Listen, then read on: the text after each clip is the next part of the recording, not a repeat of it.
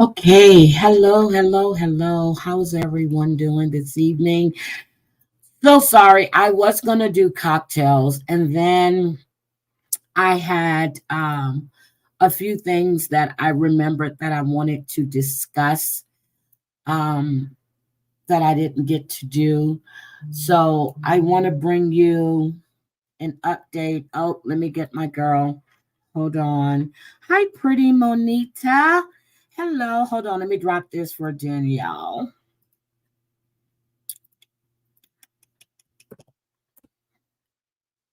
Okay. So you remember we were talking about Savanah Soto. And when I was showing you guys, she was a day, she had missed her appointment to be induced. And I showed you the picture of the two of them together, and he's waving this wad of cash. And I said he was a what? A drug dealer. Now there has been an arrest made in the case. Oh my God, you look gorgeous. I do. Oh my God, you look gorgeous. Yeah. Oh What God. the hell? Marsha's in the building.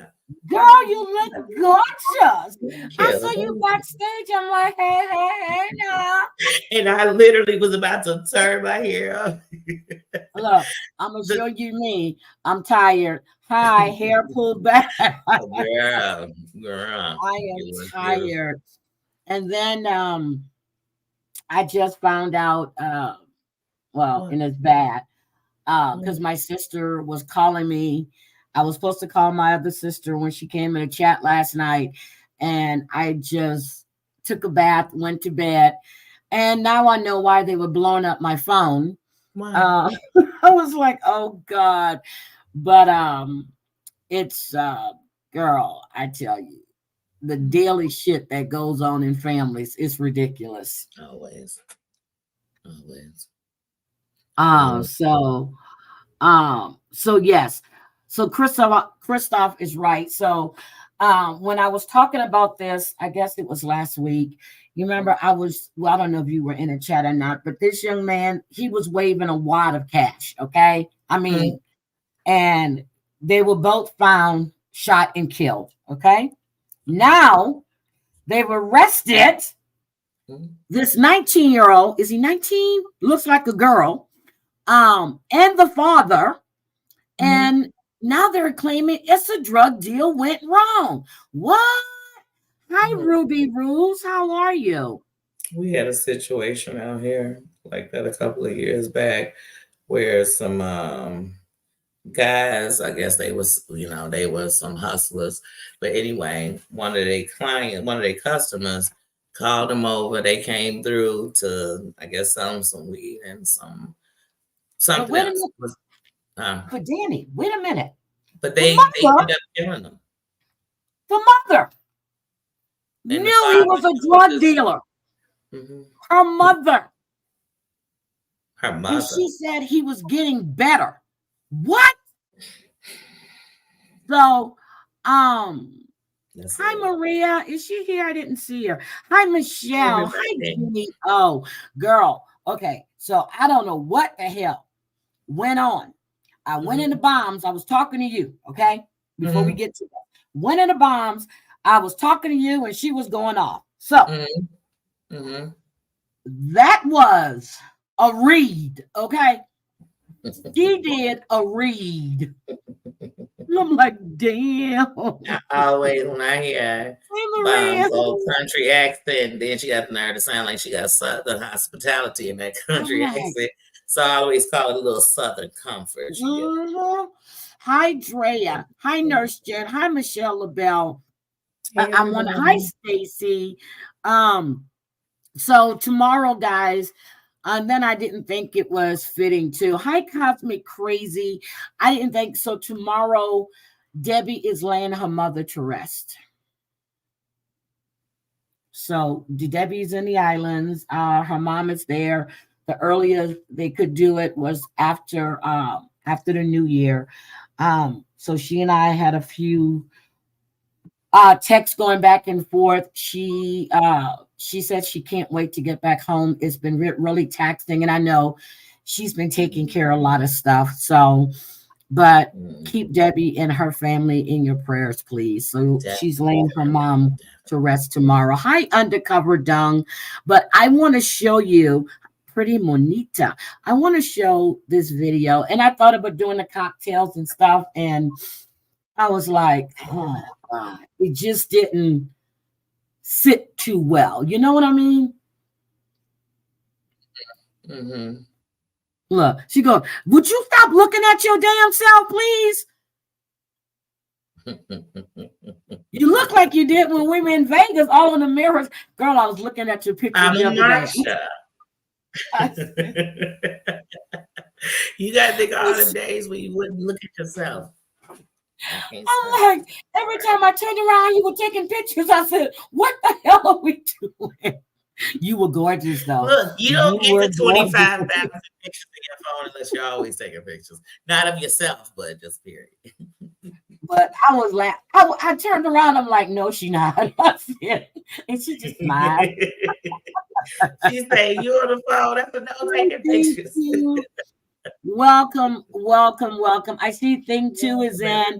I see Ruby Rules is in. Thank you guys for coming. Hopefully you like the channel. You can subscribe. But I'm just like, I'm looking at you. I'm like, you got this glow about you, Danny. What? Did you get some? I'll take it. I don't know. Please. That don't even give you a glow. I'm the glow. If that's the case, then the person will be glowing. No. Did you get some? Girl. All right. Well, wow. I'll take it. That must mean you take it, huh? You take it. Shit, I brought the year in the way I wanted. Wait a minute. Even if did y'all everything see my other comments? I told Jenny where she can put it. Jenny, who, sweetie? Hold on. Thing 2. Wait a minute. Thing 2. Have you told Jenny off yet today? What Jenny? Are we talking about Jen? I don't know. Jenny from the block? Oh. Because that's been a blow this. Geneva. What is she? Well, you know what? I don't even want to know what she did. I heard enough of the shit she's done. So, right. Yeah. And, I remember when Amber was up on Terry Lynn's panel and she was reading and she asked Amber, do you think Heidi liked me? Hell no, I didn't like you. I didn't like nothing about you. I didn't trust you. You gave me the creepiest feeling. Shit. If you got to ask somebody if somebody like you, they didn't. I mean, that's obvious. Yeah. But let me show. And then I have the video of when Niani was shot and killed by the deputies in front of her, 8-9-year-old daughter?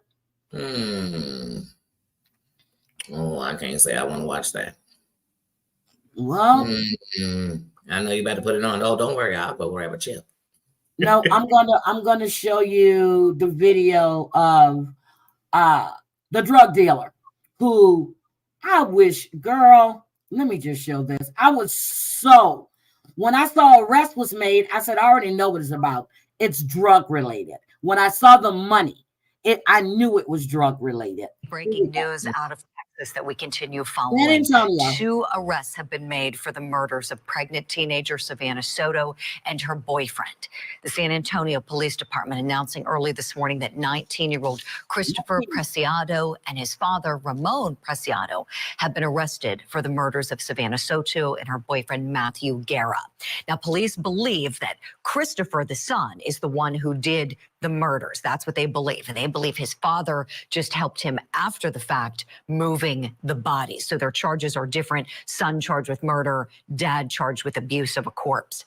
Now, Savanah Soto was last seen in mid-December, one day before she was scheduled to be induced. So sad. She and her boyfriend's remains were found days later inside of his Kia Optima. We've been looking at that video since then. It's been quite puzzling. Police are saying this morning that they believe the murders are the result of a drug deal that turned deadly. I have two great guests on the program to help me break this all down. Still with me, retired NYPD Deputy Inspector and the author of the book, Once a Cop, Corey Pegues. And want to welcome in retired FBI Special Agent Jennifer Coffendorfer. Great to see you both this morning. Thank you for being here. Oh boy. There has been some speculation that this might have been a drug deal that went unexpectedly awry and turned fatal. Jennifer, I know you've been following this very, very closely. I enjoy following you on Twitter or X always, but you know, you've been analyzing this one. Tell me, was this what you expected investigators to find here? Why or why not, please? Yes, I expected it to have to do with a drug deal gone bad. I think I said that very early, likely gang related in terms of the players involved.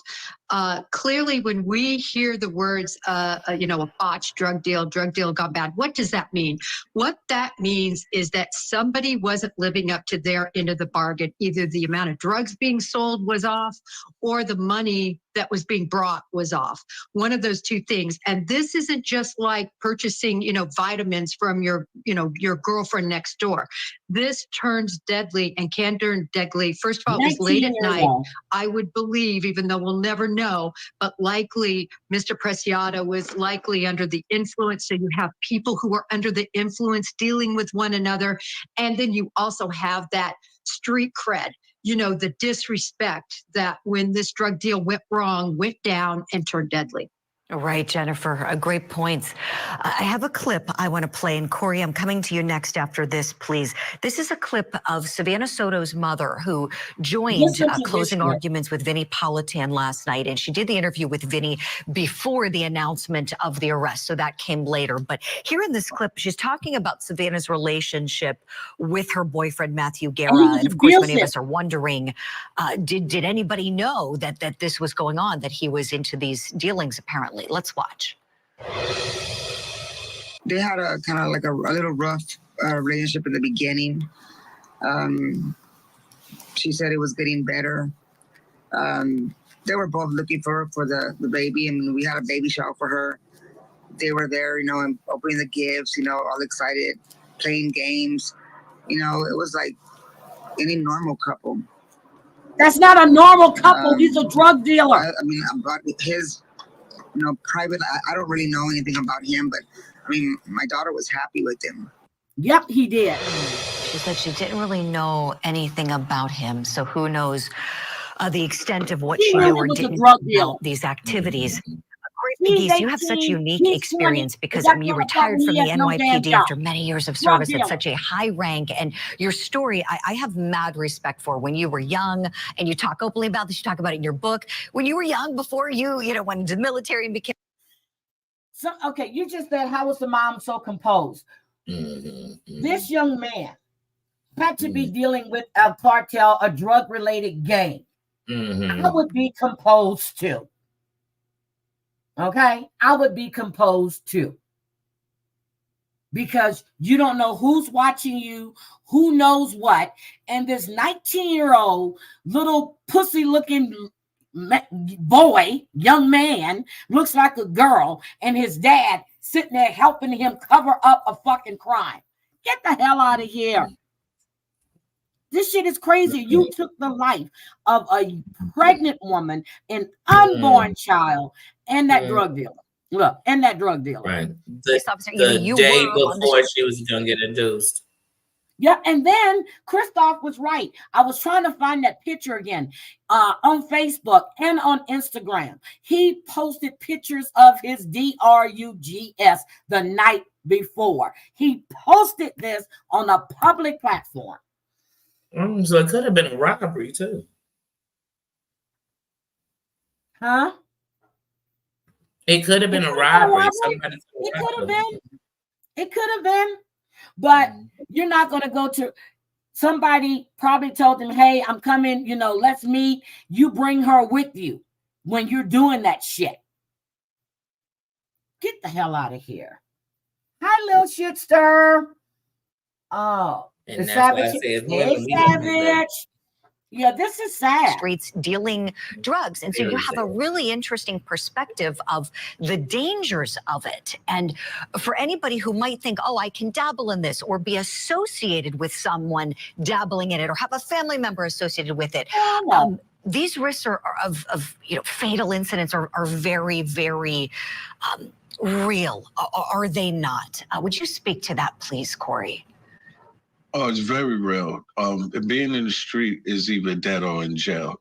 So, I call an old drug dealer. If you got more than 5 years, then you're like ancient. Usually, if you get in 2 to 3 years out there selling drugs, you made a little money, you better escape. Because now, cops are just using this thing right here. They're solving crimes very quickly. Let me just touch on one of the things the mother said. I was uncomfortable with her saying there was a normal relationship. Thank you, Corey. Well, I don't know what's normal with her daughter being in this relationship with this known drug dealer.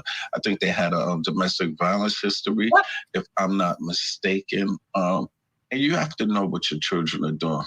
I remember when my 2 older daughters were teenagers and they wanted locks on the bedroom door. And I was like, you're not paying no rent. What do you mean locks on the door? No bedrooms have locks on them. And I used to put money in the dresser. So they knew that I was going through their dresser drawer or I was going through their book bag. Like, you have to know what your children are doing. So I don't think it's anything normal with somebody dealing with somebody who has a violent past and also assaulted the child at one time. That's not normal. I love that. I love what you said there. And let's keep going on this point. I mean, look, this is so sad that these young people lost their lives, that unborn baby, killed. Also, I'm sure we could expect charges coming with respect to the baby that hadn't been born yet. But tell me, what can parents do? If somebody's watching this program this morning, we know that drug use, drug dealing, sadly, it's very common. It's very common. So when the mother said they were in a normal relationship, I went, what the hell is normal about your daughter being with a drug dealer? Someone who abused her. And she said he's getting better. What's normal about that?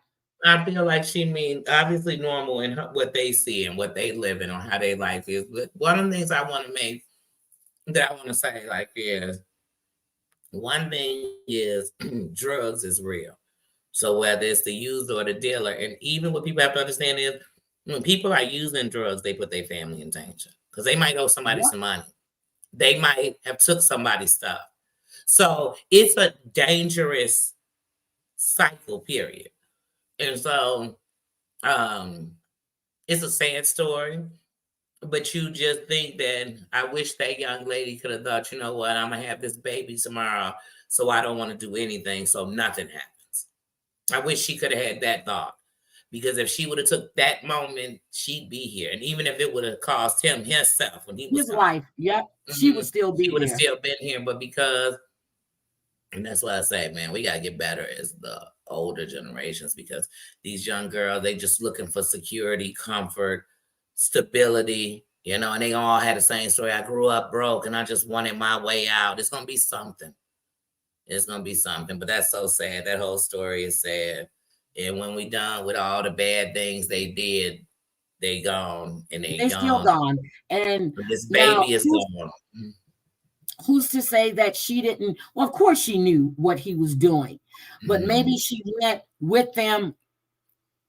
She want to go ride and make sure he's safe. You know what I mean? And he might have said, oh, I just got to stop. And he could have said anything. He could have said, I'm stopping to drop this money off. I'm stopping.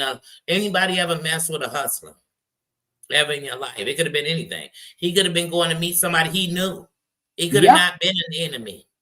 He could have been part of, like you said, a cartel and some things going on, and he ain't told her.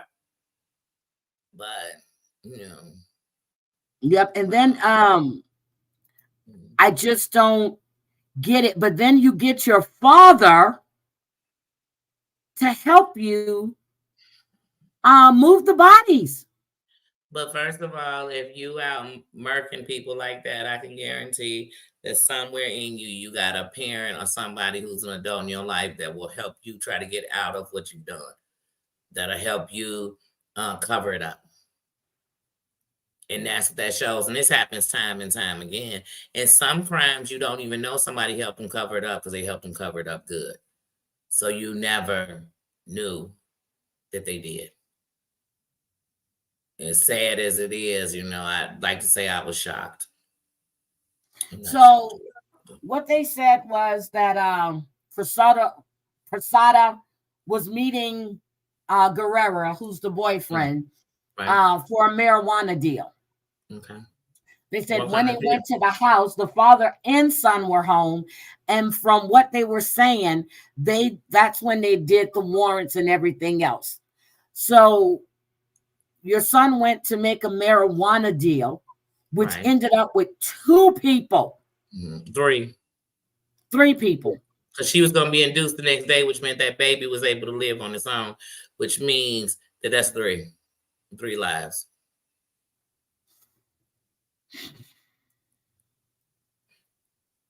That's sad. What? So what? He didn't have the money. He pretended he wanted to get drugs. Like you said, it could have been a robbery. Oh my God! I come from the Windy City, and at one point in the Windy City, people might have went to go stick you up because they done called you to get a 3.5 grams. They done called you for a 3.5, but they done plan to stick you up. But then you might have put up a little fight. You never know what people do in the process of something. So where at the end we see how it ended, that, and I'm not saying it's in no justification, just real life, because everybody got these thoughts of how this stuff go.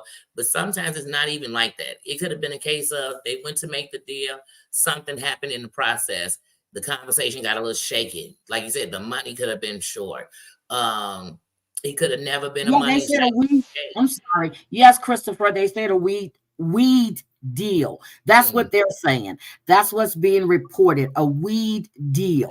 Right. And that's like it's a weed deal gone bad, and y'all supposed to be messing with the gualas. Y'all supposed to be with the connect. And if it's a weed deal and you mess with the connect, then we talking tons. We talking about a whole U-Haul truck full. Like we not talking about some pounds. We talking money. So I actually found the video of them. Of them being arrested. Hold on, let me get this. I was like, oh my God. They're saying it's a weed deal going wrong. A weed deal. Hold on, let me get this. Of course. Locked On NFL podcast. DeAndre Hopkins should go to a place that is a little bit more solidified. Bijan Robinson will be our 2023-2024 Offensive Rookie of the Year. Listen or watch today wherever you get podcasts. To breaking news this morning here, a major break in the capital murder case of 18-year-old Savanah Soto and 22-year-old Matthew Guerra and their unborn child. Now, the two were reported missing the weekend before Christmas when the family says Savanah was supposed to be induced into labor but never showed up at the hospital. Their bodies were found December 26th. And just last night, police arrested these 2 guys, 19-year-old Christopher Preciado for capital murder and his father, 53-year-old Ramon Preciado, now facing a charge of abuse of a corpse. Sarah Duran's been following the latest developments on the story. She joins us now. Sarah, there was one specific thing that pretty well led police to these guys. Barry, so police tell us the key evidence here was Savanah Soto's cell phone that was collected at the scene where the pregnant woman was found shot dead alongside her boyfriend, Matthew Guerra, on December 26th. The couple was found in his car at an apartment complex in the medical center area. Now, this morning, police are alleging 19-year-old Christopher Preciado shot the couple to death just before midnight on December 21st. Then at some point, he called his father, 53-year-old Ramon Preciado, for help. Police say the killings happened at another location. And we saw Ramon at the car to the apartment complex and left it there. Savanah's phone was also left behind, which later helped detectives track the suspects and locate them at their home. Police say they were brought in for an interrogation, and that's when police say they were able to get a warrant for their arrest. While the two have been booked, police say more charges could be pending. They are working on some other charges. There are other charges. But regarding, I think specifically the question that you had about the unborn baby, they're going to have a conversation with the DA to determine whether they can charge. Yes, they're going to charge them. Put the baby as another victim on this. The baby was a victim. Again, and at this time, Christopher has been charged with capital murder for the deaths of Savanah Soto and Matthew Guerra, while his father, Ramon, has been charged with abuse of a corpse in this case. Now, following their arrest last night, my colleague Megan Reyna did reach out to the families of Savanah Soto and Matthew Guerra, and she told me that the families were thankful and relieved for the arrests made in this case. We're live this morning, Sarah Duran. Thank you. Okay. So that was father and son. Father and son. Yeah, the baby was still inside her. Yeah. Yeah, the baby was there.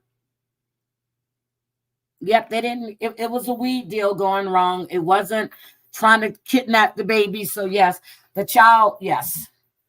So the cop just said that they're looking to see Texas DAs. They're not going to play that. That's an unborn child too. And this is, they've passed the ban on abortions and everything else. Do you think they're not going to get a charge of murder of an unborn fetus? And that is a full-term baby? Oh my God. Yes, they're in for it. So Danny, what do you think? I think that these young girls got to get it together. It's the fast money. Fast money. He buy me my little gold jewelry. You know, looking for your protector.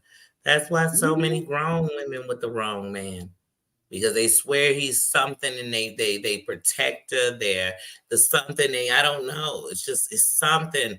It's more than just it's something. Mm-hmm. That bad guy, the one who he living life so fast that no matter how much you love him, it ain't gonna keep him here. And I tell the shorties, even when they want these street guys, but when they die, then they act like they can't move on. Then every day you with them, you need to be telling him home is where you need to be. We gotta live. You know what I mean? For real. Like, I don't know. I'll just say it. So you know, there's a release that just came out, and they're saying that that Savanah didn't use drugs, but she was unduly influenced by her boyfriend. But the mother just said they had a normal relationship. A normal relationship.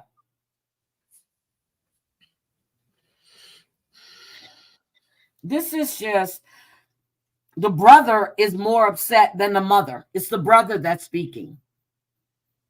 He's more upset than the mother.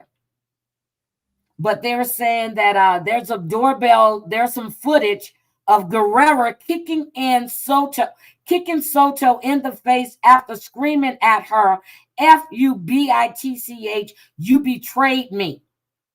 Then he began to punch Soto in the face with closed fists 4 times on the left side of the face. Soto told detectives that Guerrera later stood over her and kicked her in the face multiple times. It was an abusive, I said it was an abusive relationship. The brother said he did not approve, him nor his sister approve of the relationship. We tried to tell her that's not what you need.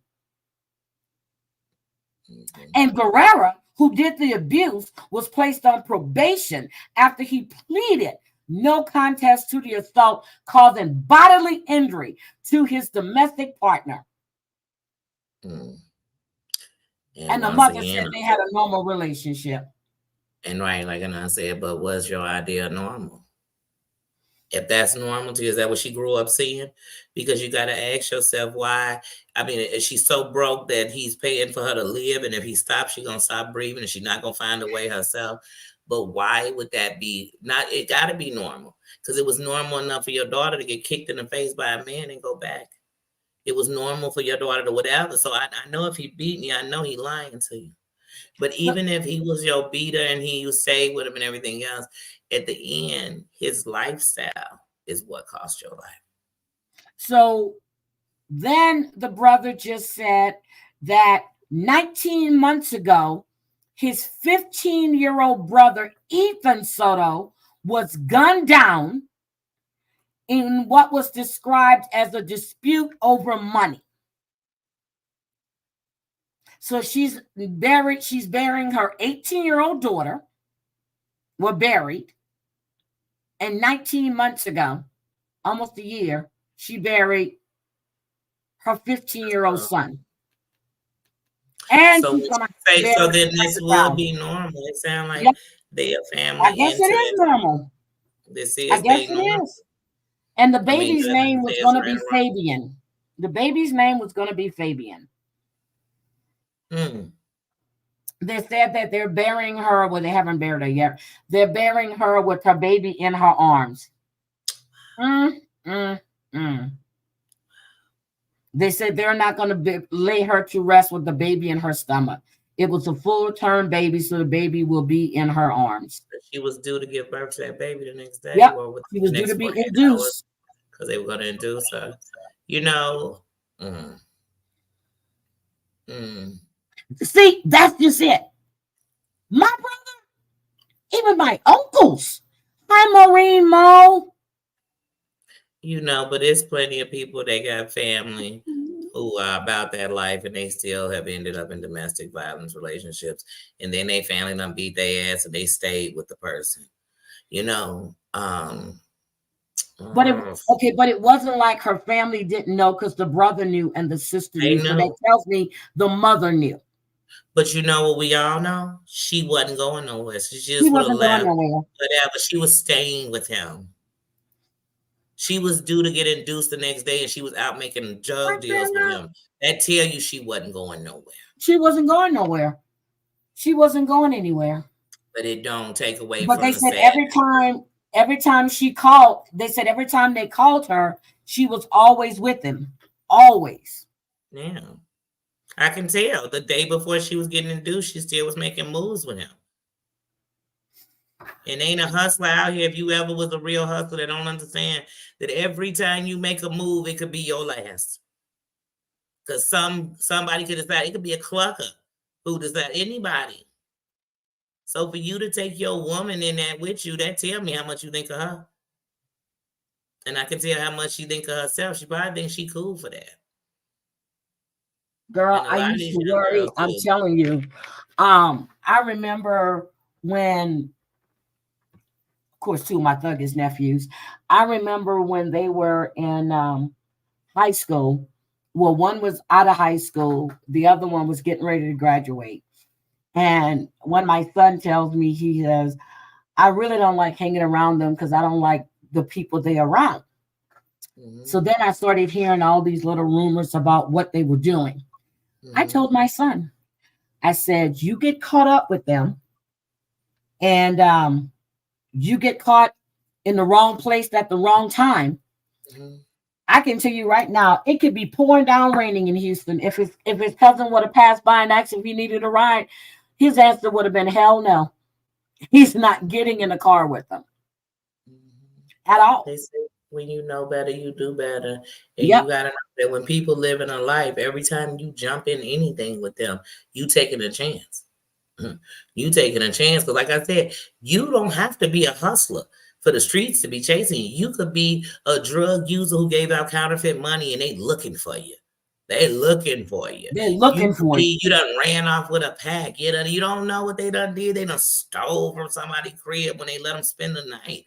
So it's a dirty game. And now you just a family member riding around with them. They done bumped into one of these people. Now you out here fighting these people because they're attacking your people. But like I said, so it's a dirty game.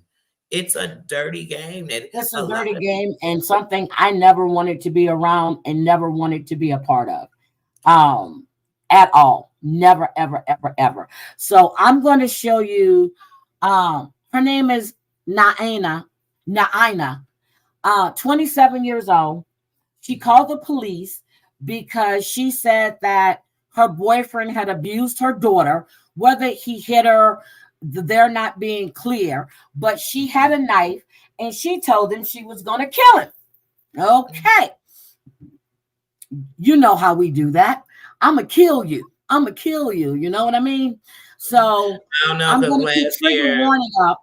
The last time I watched this on the internet, I watched a woman end up taking out her husband. Yep. So I'm going to put a trigger warning up because I saw the video. They hit her 4 times. So I'm going to put up trigger warning. So if you don't want to see it, and I tried to find the footage where you don't see everything, because the body cam footage is there, is raw footage, but I went searching because I saw the raw footage. This happened on December 6th. Okay. So are we ready, Danny? Are you ready? Yeah, I'm ready. You know, I'm just saying why. Lancaster woman, 27-year-old Niani Finlayson, was killed by a deputy after she called 911 to report that her ex-boyfriend had tried to strangle her. And Eyewitness News reporter Michelle Fisher is live in the newsroom with a shocking new video on this story. Michelle? Well, David and Giovanna, a little more than 3.5 weeks ago, this fatal deputy shooting occurred. The sheriff's department today releasing the 911 audio and that body camera footage from the December 4th incident in the name of transparency. A warning that the footage you're going to see may be disturbing to some. 27-year-old Niani Finlayson shot and killed by an LA County Sheriff's deputy. The fatal encounter coming after she'd been the one to call them for help minutes earlier. Yes, hello. I need the police here. This man, he won't get out of my house now. Finlayson heard here making that frantic 911 call shortly after 6 on December the 4th, asking for help at the Cedar Ridge Apartments in Lancaster. Yeah, I need the police here right now. No, because he won't get his hands off of me. This body camera footage showing deputies responding to the domestic disturbance, hearing yelling from inside, then attempting to force entry into the apartment. Finlayson eventually opening the door with a large kitchen knife in her hand. You can see weapons drawn as the deputies enter the unit. The deputy in front handing her colleague a taser as they step inside and first encounter Finlayson's 9-year-old daughter. We're freezing the video because of the disturbing nature, but within a matter of seconds, as Finlayson turns towards her boyfriend with a knife.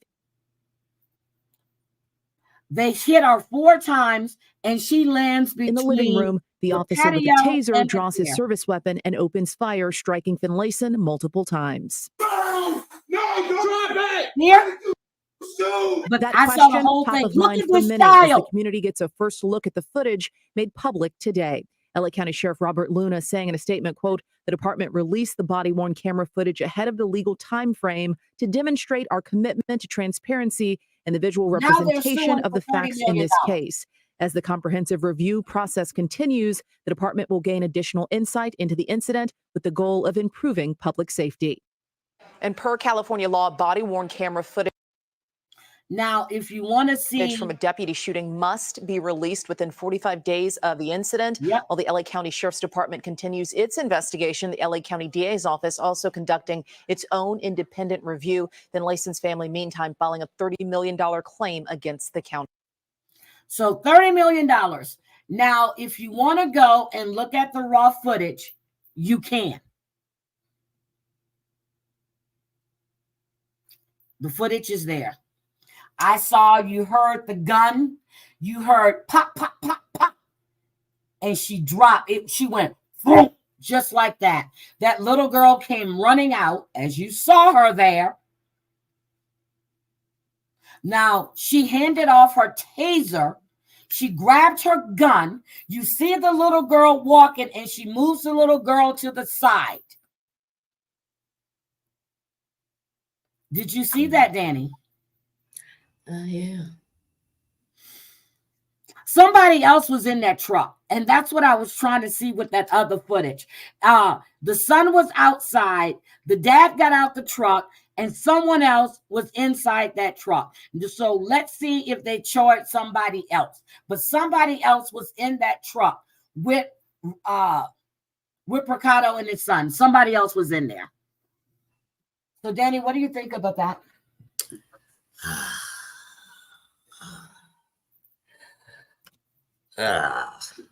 Did you see that little girl?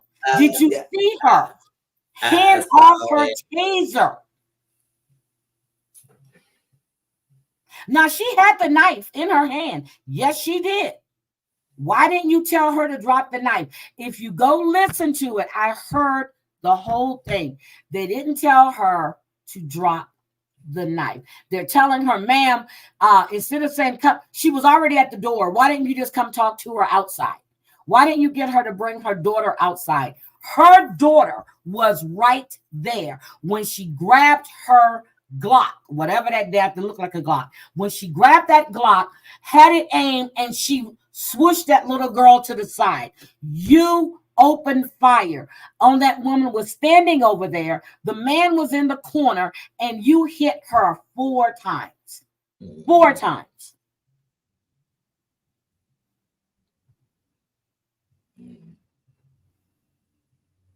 And she's the one that called for help.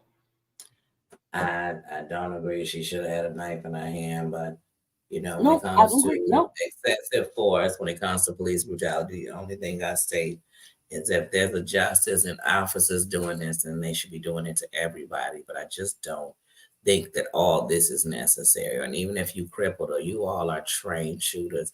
You could have shot her in the hand. And but I also know if you're an officer, the worse a lawsuit is those kind of, you believe it as if they did, but it's really that when they live in it could be worse. But even if it's not that, I don't know. I don't know. I wasn't even ready. I need you guys to go watch that raw footage. I want you to see. There was nothing. It was all upper torso. No leg, no arm. Yep. And this was a white officer, woman.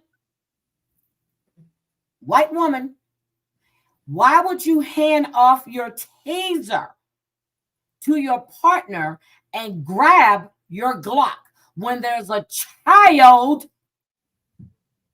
in the living room?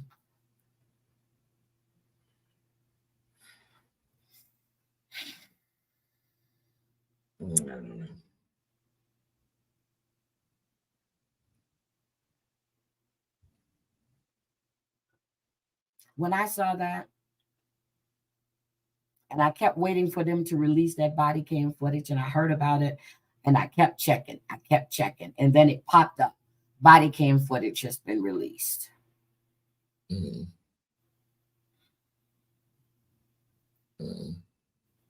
Right before Christmas. I keep saying December 6th for some reason.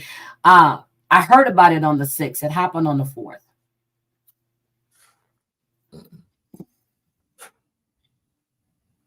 I'm sorry, guys. I am so sorry. What do you guys think about that? Thank you, Bella Rose. I appreciate that. But this shit threw me for a loop.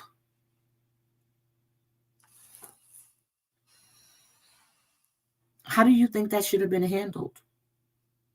How I think it should have been handled and how it is not. And then, so right now I'm really trying to digest what I say because I have so many. I have to know when I'm going to talk about something like this. Something like this is really real to me. No, I'm good. I'm going to keep completely my opinion. I want your reaction to this because when I saw it, Danny, I was like, what? My first thought was this little girl was in the line of fire. Suppose that little girl would have made one step the wrong way. No offense. That's the only thing I thought about. And then to hear your mother, and then she comes out the room and you see your mother laying between the chair and the patio door, and they have caged your mom.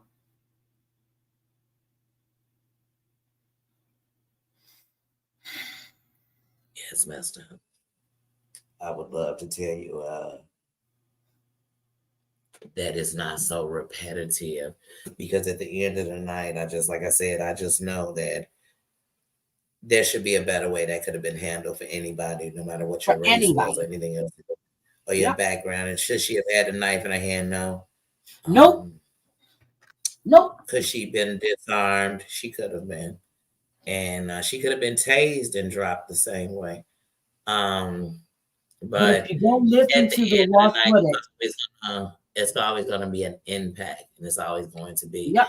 And especially when you deal with counties like Los Angeles, the counties that is just, once again, it's repetitive, and there's always going to be a conversation in a room where it was justified. And so, like I said, I tried my best to be real selective of getting into these conversations, especially on the internet. So you got to be so careful, because you will get inflamed, because people are seeing it from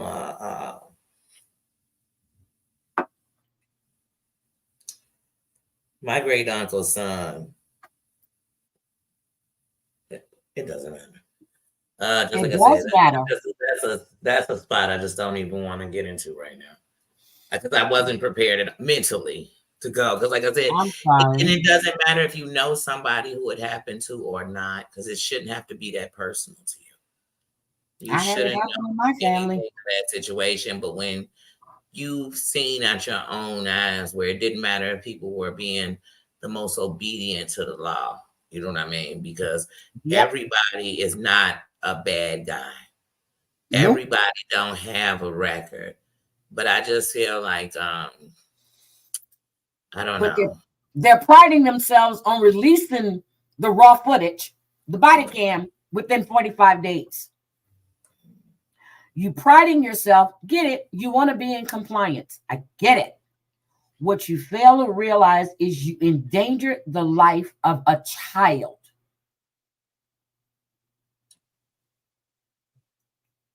That little girl was right there when she pulled that gun. And I was like, what the fuck am I looking at?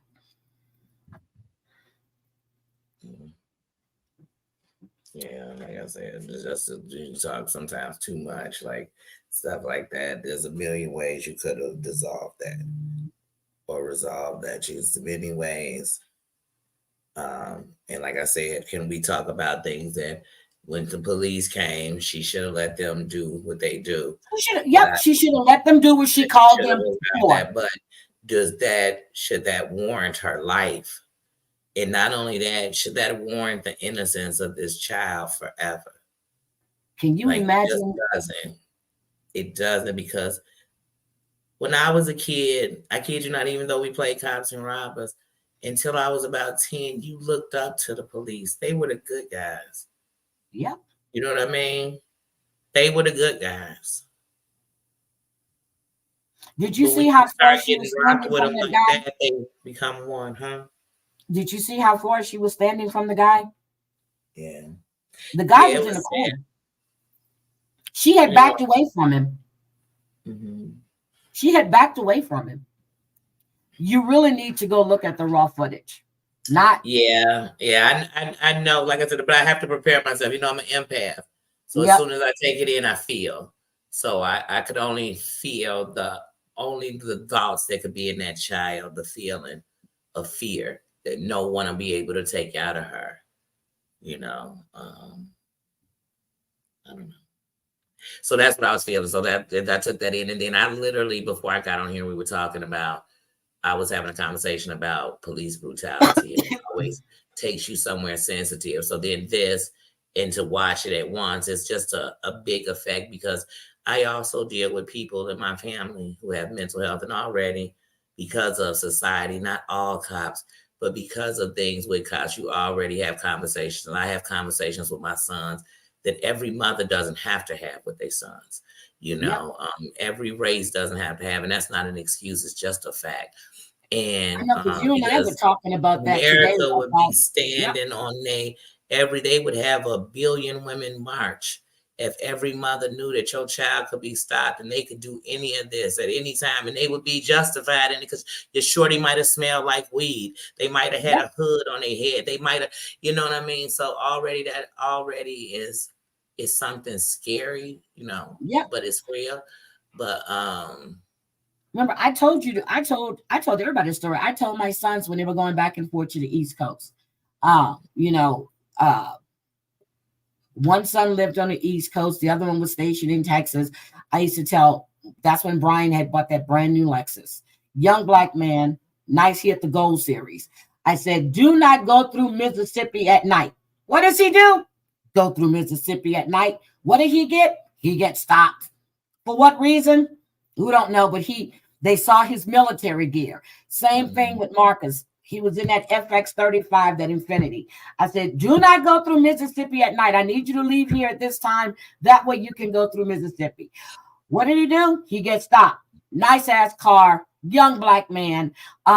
He jumps out the car, hands up, telling him, officer, my wife and my daughter are in the car. And he showed them his military ID. They wanted to know, how much did he pay for that car? What fucking difference does it make? It's his car. When I was talking to you today about how Nathan had that BMW, 19 years old, 535i. Dad wanted to get he got stopped one night. I was sick. It was right after my surgery. They pulled him over. He was speeding. And I told him not to speed, especially coming over that bridge on 1960. I said, don't speed. He called me to let me know. The cop pulled him over. The cop was really, really nice. He was like, ma'am, I pulled him over for speeding. I said, I told him not to speed. I said, I just got home from the hospital a couple of days ago. I'm not feeling well. I called him. He was over at his friend's house and he was coming to check on me. He said, okay, ma'am, I'm just going to let him go, but I'm going to issue him I'm gonna issue him a warning. I said, that's fine. He says he'll be on his way because he said he'll be on his way in about 2 minutes. I said, okay. So Nate said, I'm gonna stay on the phone. And I stayed on the phone with my son to make sure he was okay. And that's sad when you have to have those conversations like that. My uncle's son, I'd love to tell y'all he was a saint. He wasn't. And these police in his area wanted to catch him one day red-handed doing something, and they never could. So a couple of times they caught my cousin. They just roughed him up, beat him up. And one day, so my cousins, as soon as they seen him, they take chase, they take run, and the police would chase him. This one day, him and his buddy decided they'd break two separate ways and meet up at their spot. Because this is how often they did it, ran from these cops. Well, this night, I guess they said they were tired of the chase, and they shot him in his back. But they didn't just shoot him and let him be on the street. They opened up a sewer to put him in. Oh my God. My uncle looked for his son for weeks, to the point that the morgue and them knew him, that when they finally got my cousin, they called him. See? That officer, when my cousin was found, was still carrying my cousin's wallet around, because before they dumped him, he took my cousin's wallet. Now, that officer will never explain all officers, but I will never forget hearing that story and wondering why. Like, why did you just catch him and arrest him? Well, what did they do to that officer? Early 80s, my uncle ended up getting money from the city, and that was in a suit, but the officers were taken off. They go to jail. Hell no. Neither one of them probably went to jail. No jail. No jail. No jail. Because what they were really, you know what I can give you all by is get the exact to explain exactly what it was. But here's your jest. The jest is the night that he was gunned down by a Chicago police officer's weapon. It's not the night that his body was claimed, found, or told about. There was no ambulance that came to recover him. He was found when workers open up. That's how he was discovered. When they open the some sewer. big article in the paper to fraud the police, but did my uncle end up with a suit because the only way to try to get any kind of justice? But here's what I can tell you: did that ever bring any peace to my uncle? Hell no. It's the only son he ever had. But did he ever hate police officers? Hell no. I'm going to do the story on my nephew who was gunned down. He was shot in the top of his head and in his groin because the officer said he had a knife in his hand. No, he tripped. It was a really bad snowstorm in New Jersey, and he was running and he tripped towards the officer, nothing in his hand. The people at the house had already said he had nothing in his hand. They shot him in the top of his head and in his groin. And they did not think that they were going to release the body in time for the memorial service. I never forget when my son called and told me that my nephew was dead. I thought he had a car accident. And then when he said that he was shot by the cops, I said, what? Oh, it was a whole big deal. It's a whole big case that went on I'm going to do that story. Mm-hmm. My sister-in-law, her husband, they sued. Oh my God. Yes. So there is a whole foundation behind his name. And when they just knew he was some drug dealer, he was this. No. Just graduated the University of Maryland. Mother and father. Mother is a professor. Father was a businessman in Midtown Manhattan. They lived a beautiful life. They couldn't find shit. That wasn't, he was black, so he had to be doing something wrong. I said, not even in my family, nobody said my cousin was a saint, but it don't change. Like I said, I never met him. I don't know him. You know what I mean? But what I do know is the absence that it gave my uncle for the rest of his life. Yep. And that I do know. Yep, that was her only child. Yep, you know what I mean? That was his only child. And so I do know that. I mean, he had stepchildren, but that was my uncle's only child. Yep. She had no other kids. That was it. She and her husband. So I am going to do that one. And I remember trying to get my other son. I don't want no brutality. Yep. Smart young man. Very smart. Country and they doing it. I don't want to. I don't agree with it. It's heavy. It's heavy on the heart. It's heavy on the spirit. It's heavy to the. It's just heavy. It's heavy. Even when I talk brutality of police, I even go to the conversation of the police that sexualize women because they have tickets or whatever, that type of stuff. I don't like the abuse of an officer, period. I don't stand for it at all. And they do it in all forms, and I don't like it. I don't like it. I don't call that the blue. I call that the red. Can I ask you a question? The whole time we were in Vegas, and I'm sitting here thinking about this now, except for the cops we saw did we see the cops on the street? Mm-mm. No. Hi, Kat. Happy New Year. Okay. I don't remember, and just talking about this, I'm like, what the hell? I don't remember seeing. No, I think the Crazy Cat Mom and I, when I first got there, you saw them because there was an accident or something. But I'm like, wait a minute, I don't remember seeing any. But that story. And I have watched that raw footage. And Undercover Dung said she just watched it. You really need to see that raw footage. But I am going to do my nephew's they survived Undercover Dung. And I'm definitely going to do my nephew's story. And it took a whole lot. It took a lot.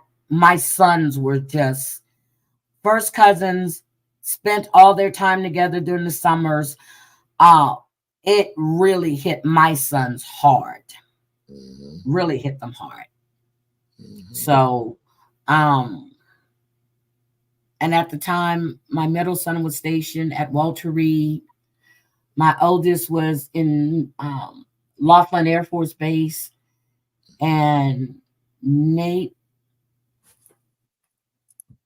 was getting ready to graduate that next year. So it really hit them hard. Really hit them hard. And I think it really was an eye opener for them. But this case just took on, and I am going to do it. I'm going to pull up all the court documents and everything. She just died last year. She was doing her morning walk, and she just dropped dead doing her morning walk. She honestly died a lot when she lost her son, and the fight she put up for justice and for everything, she and her husband. Yeah. So I'm gonna do that story. But I definitely wanted to do the Savanah Soto update, and I wanted you guys to see that video. And I did search to find another video because I didn't want to with the pop 4 times. Not once, 4 times. Hi, ASOPs. And you heard her drop, Danny. It was like, thunk. And then her daughter, that's when you see the daughter come around the corner. Yep. Yeah. But she had already stepped away from him. I don't understand. And undercover, did you hear her at any time say drop the knife? She had already stepped away from that. I just want to make sure that I wasn't just in shock. But no. So, but Danny, anybody, just go watch that raw footage. Her name is Niani Finlayson. Yeah. So, but I am going to get out of here. Is there anything else, Danny, that you want to talk about? I want to put out this disclaimer. Heidi said, "Let's go shoot the shit." Yeah, we can shoot the shit, but I wanted. Okay, let me get yourself ready. I'm sorry. I came. I said, "Wait a minute, hold on. Is that one of my sisters? That's one of the queens I'm watching being gunned down." I wanted to shoot the shit, but I wanted to talk about that the other night because that's when I set that live stream. I said, "Here we go." That's what I was going to discuss until all this other stuff kicked off. But that's what I was going to discuss. Here we go, starting off the new year. Yep, starting off that's what it is. Here we go, starting off the new year with this bullshit. So then there's in Ohio, Frankfort County, I think, there are 6 officers slated to go to trial, which they've been fighting. It's all different cases of shooting of unarmed Black men. They're going to, the first one starts the end of this month. 6 different cases. I was like, damn, I didn't know they had all these shootings in Ohio like that. So I had all of that queued up to discuss yesterday.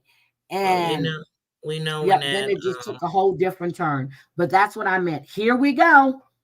Here's how we're going to start it off. Ohio, Chicago, Los Angeles. Yep. Los Angeles. No, I'm being dead ass. These are very high for years. In police brutality, the death of honor. I mean, and like I said, in some states got random ones, you know what I mean? But like I said, it's just it's sad. And I'm not saying like I ain't saying everybody was saints, because like I said, it's gonna be somebody. That's what I said. My cousin wasn't no saint. Nobody ain't said that. I know he wasn't. Yeah, and that's the sad part, that he would deserve that. Yep. You know, no matter how bad he was, that wouldn't be what he deserved. Yep, and that's what I hate when I hear people say, Oh, No they pull in justice, the no black peace. card, they pull in the race card. There is no card to pull because that's not a card that I think that anybody else wants No to race carry. will put up with that. Nope, If right no now race. the news show nonstop police throwing a white kid out of cars on the floor, anybody, you say, wait a minute, why he got to do all that to find out you had a parking ticket or you might have smelled some weed or whatever? That's unnecessary. Mm-hmm. And so, like I said, you know, And I tell cops ain't anybody, if a bad. cop asks to search your car, no, he does not. You don't have to give it. If he wants to search your car, he needs probable cause. He needs to call and get a warrant. No, you do not have permission. That don't mean you have anything to hide. No, because they can. I used to tell that to my sons. You don't have anything on you, but who's to say they won't put something in there? No, But here's you one can't thing search we my know car. for a fact. Here's something we know for a fact. And here's an example I'm just going to use because, like I It said, was the woman that fired. Sandra It was the Bland woman. was only guilty of completely knowing the law. She knew all of that state law. She knew what they had in their ordinance for Dallas. She knew it. We watched them carry this woman in like a hog dead and lay her on the floor to take her mug shots. I watched that whole video and I still get chills discussing it. Yep. So sometimes even just being too informed can be wrong.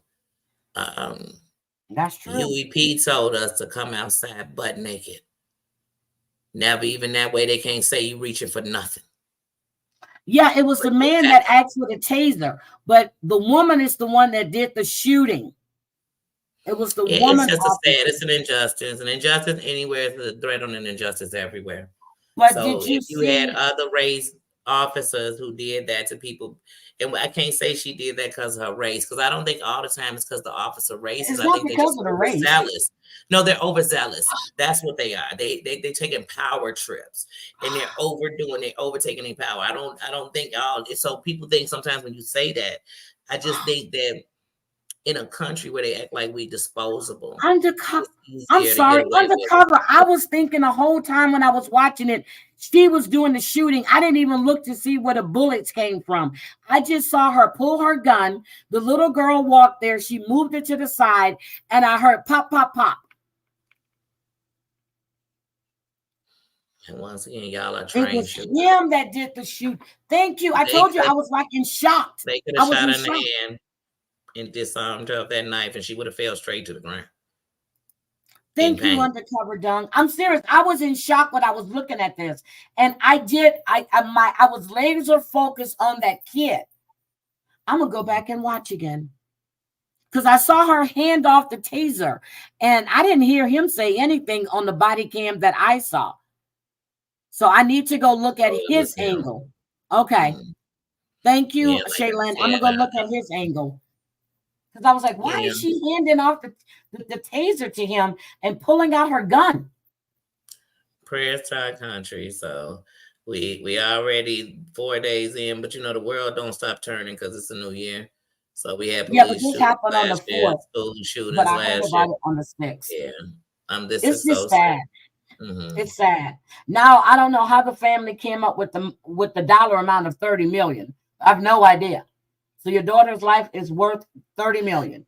No, you know that be them lawyers that's on it. See, when you got real good lawyers, like when Johnny Cochran did the young lady who was hit because they had no stop sign in that mall parking lot. When he did it, he got millions at that mall, but it was non-disclosed because we don't really need to know a number because it still won't bring that girl back to her child. How about that young man that was? I still keep tracking those officers. They did 77. They did what? It was 77 rounds. What was it? 9 hit him in the 10 hit him in the back. One, you remember that one? And they said that he had, no, the one they said that he had the gun. He had a gun. He had just lost the his gun was in the girlfriend. car. But it was in the car. And the gun was in the car. Yes. A registered gun was in the car too. In the car, registered gun in the car, but he was running because he had a mask on, and it was cold outside. So you shot him in the back. 77 rounds. I remember one day somebody said to these young men these young boys in this shelter that I worked at, and they were saying, "Why do y'all run? Why y'all keep these officers that brought the young men back to the thing? And I just don't even know why y'all run." And one of the little boys said, "Cause we scared." He said, "Of what? We the good guy." And I thought you don't even hear the answer when it was just told to you. These kids took off running because they're scared.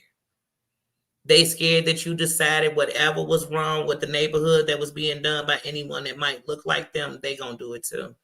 And so sometimes, it's a.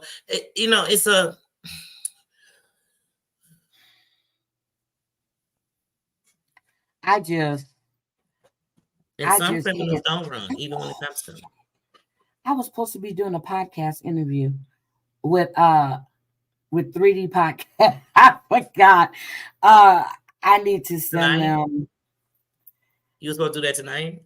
Yeah, but it's okay. I'm just gonna let them know that I honestly forgot because we scheduled this back in November and it just popped up. I can't do that tonight.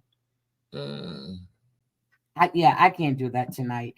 But and then I showed you the video of the guy in Harris County who was trying to rob this Chinese restaurant. And he was in there robbing it, and the customer shot him. I showed you that video. Well, I'm not going to show. It just happened? I think I should. Yeah, they or shot him. From the past? So I'm gonna say, is this something? That happened last week. No, I didn't see no one from last week. Yep. So a customer pulled a gun and shot him dead by the door. He was trying to rob the place? Yep, he was robbing the place, waving the gun around, acting crazy. Now see? That's what I said. One thing about I love a state that conceal and carry, or states that just carry. You see, when these people come in here doing this wrong stuff, this is just, So such is life. I am going to cover Natalia Grace. So just in case you guys don't know, on the third segment, Natalia Grace was adopted by Antoine and Cynthia Mans, right? Guess what? 6 months after that, they cut ties with her. They said they were done with her. So I am going to cover that. It was 3 episodes. I watched 1 and 3. I don't know how I skipped 2. I probably kept falling asleep on it, but I am going to cover that. Natalia Grace is the one that they said she was 9, but they said she was actually 16 or 17, whatever it was. But I am going to cover that. And then they got the Jeffrey Epstein shit. Oh my God. Michael Jackson was on the island. Well, Michael Jackson went to his New York penthouse. And Jeffrey tried to get one of the young girls to give him a massage, but she was too nervous to do it. Bill Clinton was on the island. Donald Trump was on the island. Naomi Campbell was on the island. Okay. What's his name? The attorney. Oh my God, what's his name? The one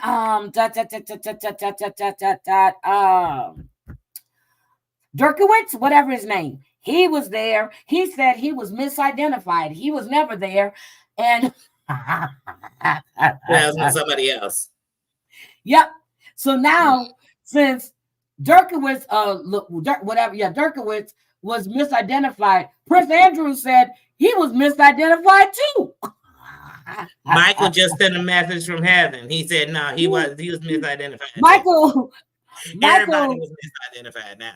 Everybody was misidentified. But the young woman that Jeffrey was trying to get to go give Michael a massage, she just couldn't do it. She was too scared because he was the king of pop.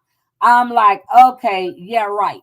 Bill Clinton can't say he didn't do shit. Bill Clinton said he wasn't even there. Everybody's misidentified, okay? Well, Bill Clinton, the same one who told us he didn't have relations with that lady, too. And Bill Clinton, the same one who told us I didn't inhale. I said, Bill just be half doing everything, don't he? I forgot. What's the magician's name? David Copperfield. Mm-hmm. David Copperfield. He was there too? Yep. Everybody's playing Shaggy. Oh, It they wasn't played me. David Copperfield. I said, Look. wait, don't tell me he was there too. Yeah, look. Everybody's playing Shaggy. It wasn't me. I know you saw me on the island. It wasn't me. Just because you were on the island don't mean you did anything. But Donald Trump was there. But he said that, he used to think he was a good guy, but now, he hadn't spoken to or whatever. But, he had no idea. Nobody had no idea that he had all these young girls. But Trump was caught saying that he always has a lot of young, he likes them on the young side. So you knew Jeffrey liked them on the young side. And how young is young. And here's what I know. Nobody was there. One thing I know for a fact. Everything about an island is like, it's a reason you on an island with these girls. They got to be younger than young. It's just like when you find out about people who were offenders in America, and then they go to places like, to places where there's no age with the. You'd be like, you got to pay attention. Why are we on an island with all these little girls? Well, that's what I'm saying. Nobody, and then nobody noticed they were little girls. Just because they were on an island don't mean they did any wrongdoing. So if it doesn't mean they were doing any wrongdoing, why is there still 10 people that are petitioning the courts not to release their names? Yes, Lena is trying to get out of prison. She wants it. Oh, and guess what? Matthew Perry was never on the island. Now, how we put the friends, the man just died. He was never on the island. Okay? Matthew Perry was never on the island. But Clinton was on the island. Michael Jackson. I swear, when I hear stuff like this, see, I'm different than everybody else. When I hear this, all I think about is Andrew Cunanan. And he was telling us that if y'all knew what was going on this rich side, y'all be disgusted. Yep. And they all know. They all know. It ain't no secret. They all know. They all know. They all know. And then if you want to get some laughs, I watched Cat Williams on YouTube with his interview with Shannon Sharpe. Cat Williams done let the cat out the bag. He said that Diddy offered to party with him. He said that he got blackballed when he first told them that Harvey Weinstein asked to suck his dick. Hello. And then it all came out. Think about it. Tupac died shortly after he told us that Quincy Jones offered to suck his. Yep, he did. And he sat there telling me, man, y'all don't believe in this Illuminati. And they told him, you better shut up, Pac. You better but Alan Dershowitz says that he was misidentified. He's never seen that young woman, and he has never met her. And she better take them allegations back. So now, Prince Andrew was misidentified too, damn it. And Colleen just don't like being misidentified. Everybody was on it. You ain't lying. Everybody was on that island, honey. Damn it, I was on the island. Girl, I was waiting. Everybody who was with the business, everybody who, because you got to think about it. Prince didn't go to the island. Prince's name wasn't on the list. He didn't go. He was blackballed. You know why? Because he was a black man. Michael Jackson wasn't a rock star.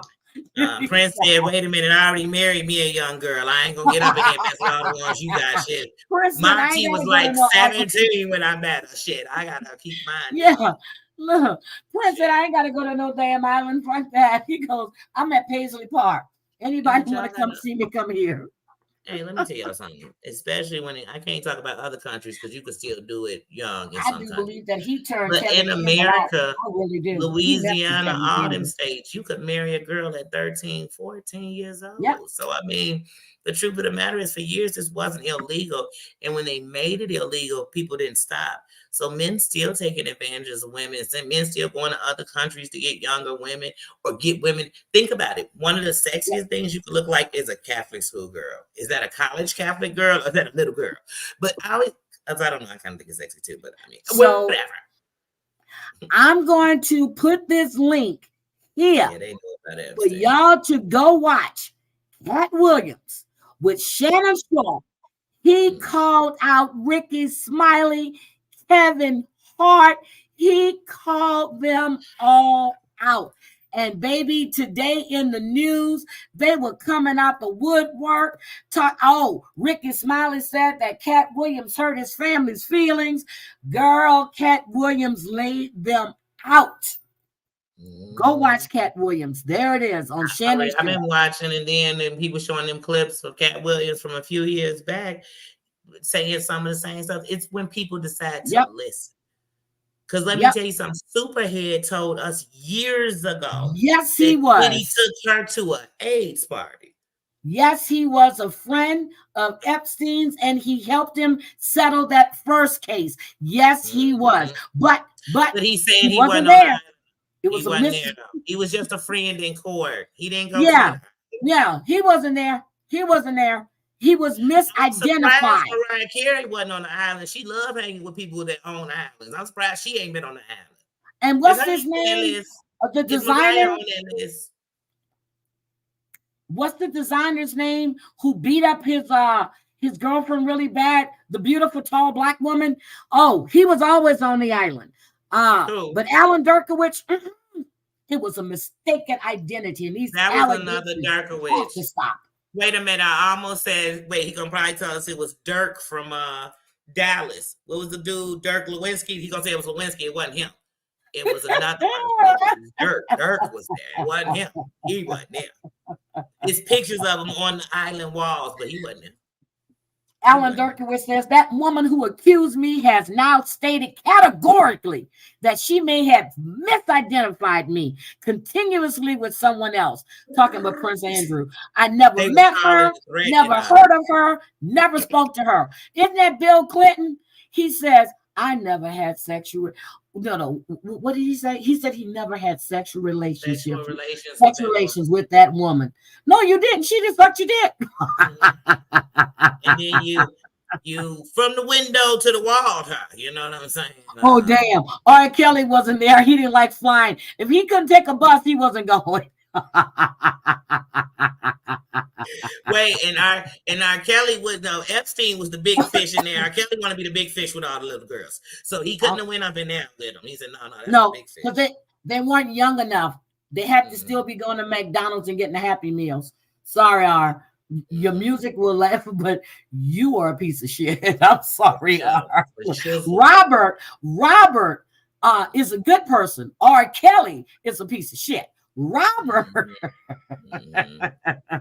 He could jam to his music, but and remember when Alan Dershowitz' wife was killed? Nancy. See, here's what I hated about Nancy Grace. Let me get on this bitch real quick.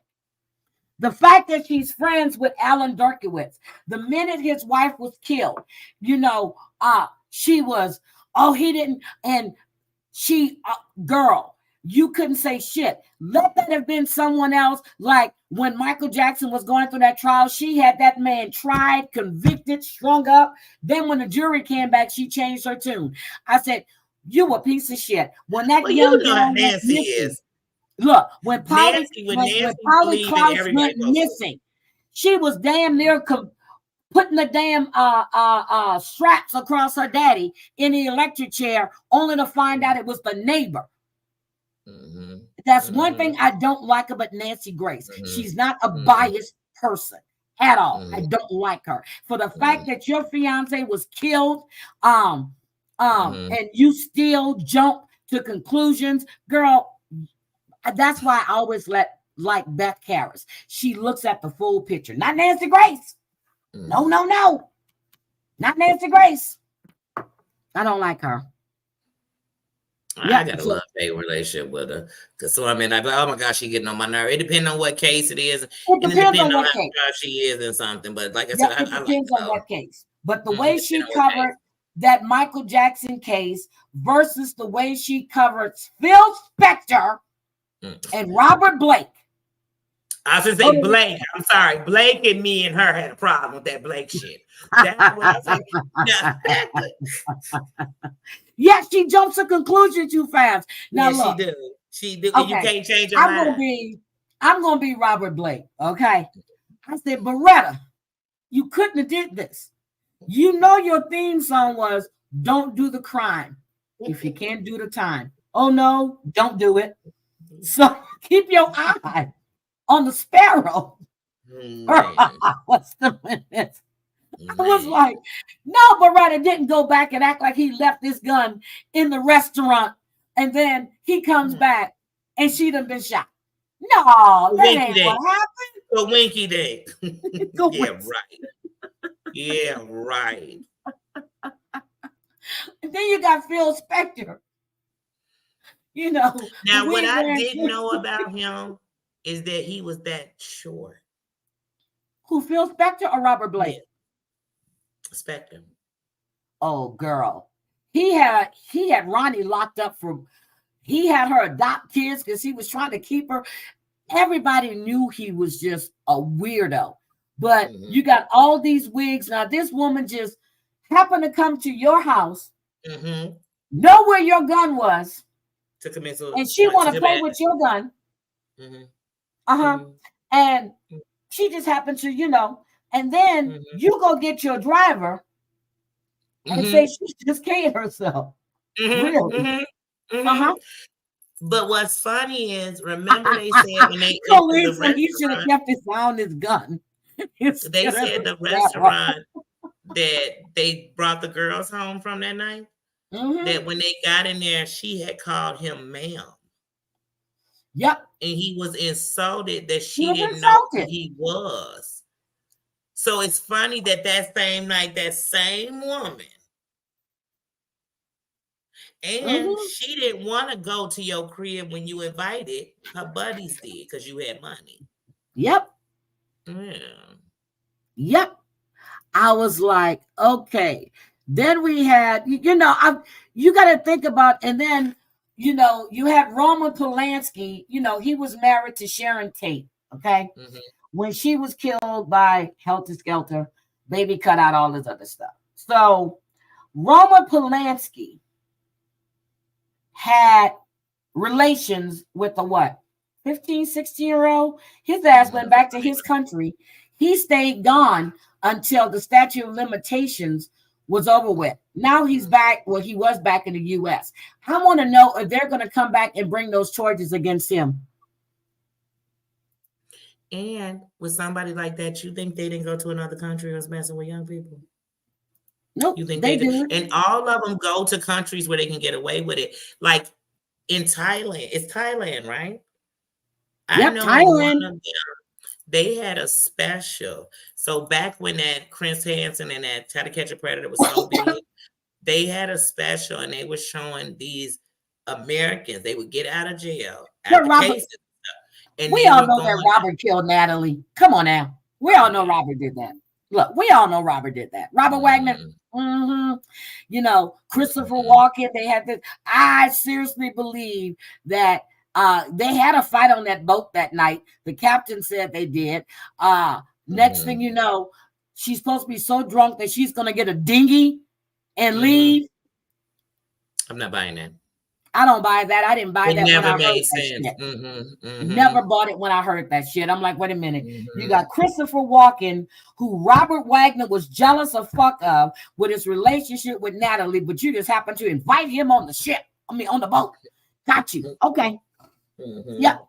I think he did it. OJ, I'm going to say this. Oh, OJ guilty. OJ, let me tell y'all something. I hate when people be like, I know you think OJ innocent. You a damn lie. What I think is he had a dream team. What I think is I love Johnny Cochran. What I think is that. That's what I tell you I think. I love Robert Kardashian. That's what I tell you I think. But other than that, Johnny Cochran was slick. Guilty. Anybody knows when you have leather gloves and they get wet, they shrink. They shrink. And not only that, I think OJ and his son was involved in that because when that young man broke down crying in the courtroom, they got his ass out there so quick and he never went back. Never went back in that courtroom. I've always thought never went back in that courtroom. Who was driving him in that, but it was more than one person. it was more than one person. He There is wasn't no alone. way. If you look at the preliminary, go back and look at the preliminary hearings for the autopsy. They said there were two distinctly different knives. They didn't want to hear that from that corner, so they got somebody else to come in. And that's before they had Johnny Cochran on the case. I was like, and we know MJ got them bad knees, so we know he wasn't hitting them stairs and getting down and running. So I know it was a teammate with him. Yep, so the dog wasn't barking. Nicole and Ron they knew who it was because they knew who was in the crib. But my theory was, here's my theory. Ryan been driving around in OJ's car. You know, shit he done paid for up in his house. Nicole out here getting coked up, screwing everything that's moving. Excuse me. Yes, she was. Her and Faye. Okay. Because nobody was innocent. But that's my thing. No matter what your race is, I just hate it when they do it to us. But no matter what your race is, when you dead, I don't need to talk about you was hoeing. I mean, you know what I'm saying? But she was. Nicole. But she was. And then I hate to hear her family going, oh, he used to beat her all the time. I said, well, he did. When he used to beat her all the time, did you try to get her out that relationship? Or the fact that he was taking care of all of y'all, it didn't matter to y'all, right? They did. Right? It did. It didn't matter. You know, it didn't matter as long as she was taking care. But her dad was a doctor. Her dad was a doctor that didn't make any goddamn money. Just because you got a doctor in front of your name don't mean you make any money. So I hear all of this. So I'm like, okay, OJ told. So Ron pulls up. Nicole comes out. OJ starts stabbing Ron. He said, you shut up, Nicole, and you stay there and wait. I'm going to get to you next. Nobody screams. Nobody does anything. Nobody heard nothing. Get the hell out of here. It was more than one person that did that. Well, sadly, what I believe, because of the abuse he had done to her, because he had put some vicious butt weapons on her terribly. He was very abusive. Like I said, the only thing I ever liked about O.J. Simpson is when he was in Naked Gun. And half that movie, he getting beat up and falling downstairs. I'm not no OJ, and I'm not a football fan like that. So he was. I used to like the Hearst commercials when he was running through the airport, and and was it Naked Gun 1, 2, 3? Because I like Leslie Nielsen, so I like him in that. But I was never an OJ Leslie fan Nielsen, I love him at all. But when it comes to OJ with that Nicole, what I believe is that because OJ is a jealous mofo too. So I do believe, even though old boy was gay, he didn't know that. Because he just seen this very attractive man over there with her, and he's controlling. And I believe and he killed him. But I don't think she thought that's what he was going to do to her. I think she thought he was just going to give her a butt whoop. You know what I mean? Like tear her up. But like I said, it's just with him, I'm like, I never trust that. And when OJ finally got time, when he went and tried to go get his girl, OJ didn't get that time for that. OJ got the time for the fact that he got away with murder. That's what OJ got that time. I knew why he got it. When they gave him all that time for trying to go get his stuff back, I said, oh yeah, they just getting him because they didn't get him for Nicole, man. I'm the juice. I'm like, you dumbass. And here's the thing, I wanted them to get him. Thank you, Maureen. That was a straight ambush. I'm telling you, there was more than one person involved. There is no way. Y'all didn't want nothing. So I was talking to Lisa. So Lisa Marie. So after they tore OJ's mansion down, we went to. It was right before the pandemic. We were in. We always stay in West Hollywood. Well, we had to go on Bundy. Well, we wanted to go on Bundy. They have changed the addresses. They renumbered the streets or the addresses.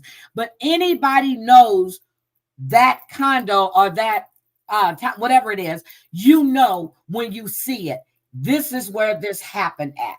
But they have, honestly, her address was something 30-something Bundy, but that is no longer the address there. So, but you know that when you see it, you just get this creepy ass feeling when you go there. My sister was going, that's Nicole's right. And I was looking, and then I pulled up. I said, oh my God, that is it. Yep. Yep. But I never knew Ron was gay. Supposedly, because they used to party together. They used to party together, but then he must have been bisexual. Well, he was, because there's this dang it, because remember they had a bunch of stuff on when that was going on, so much information. But no, maybe bi.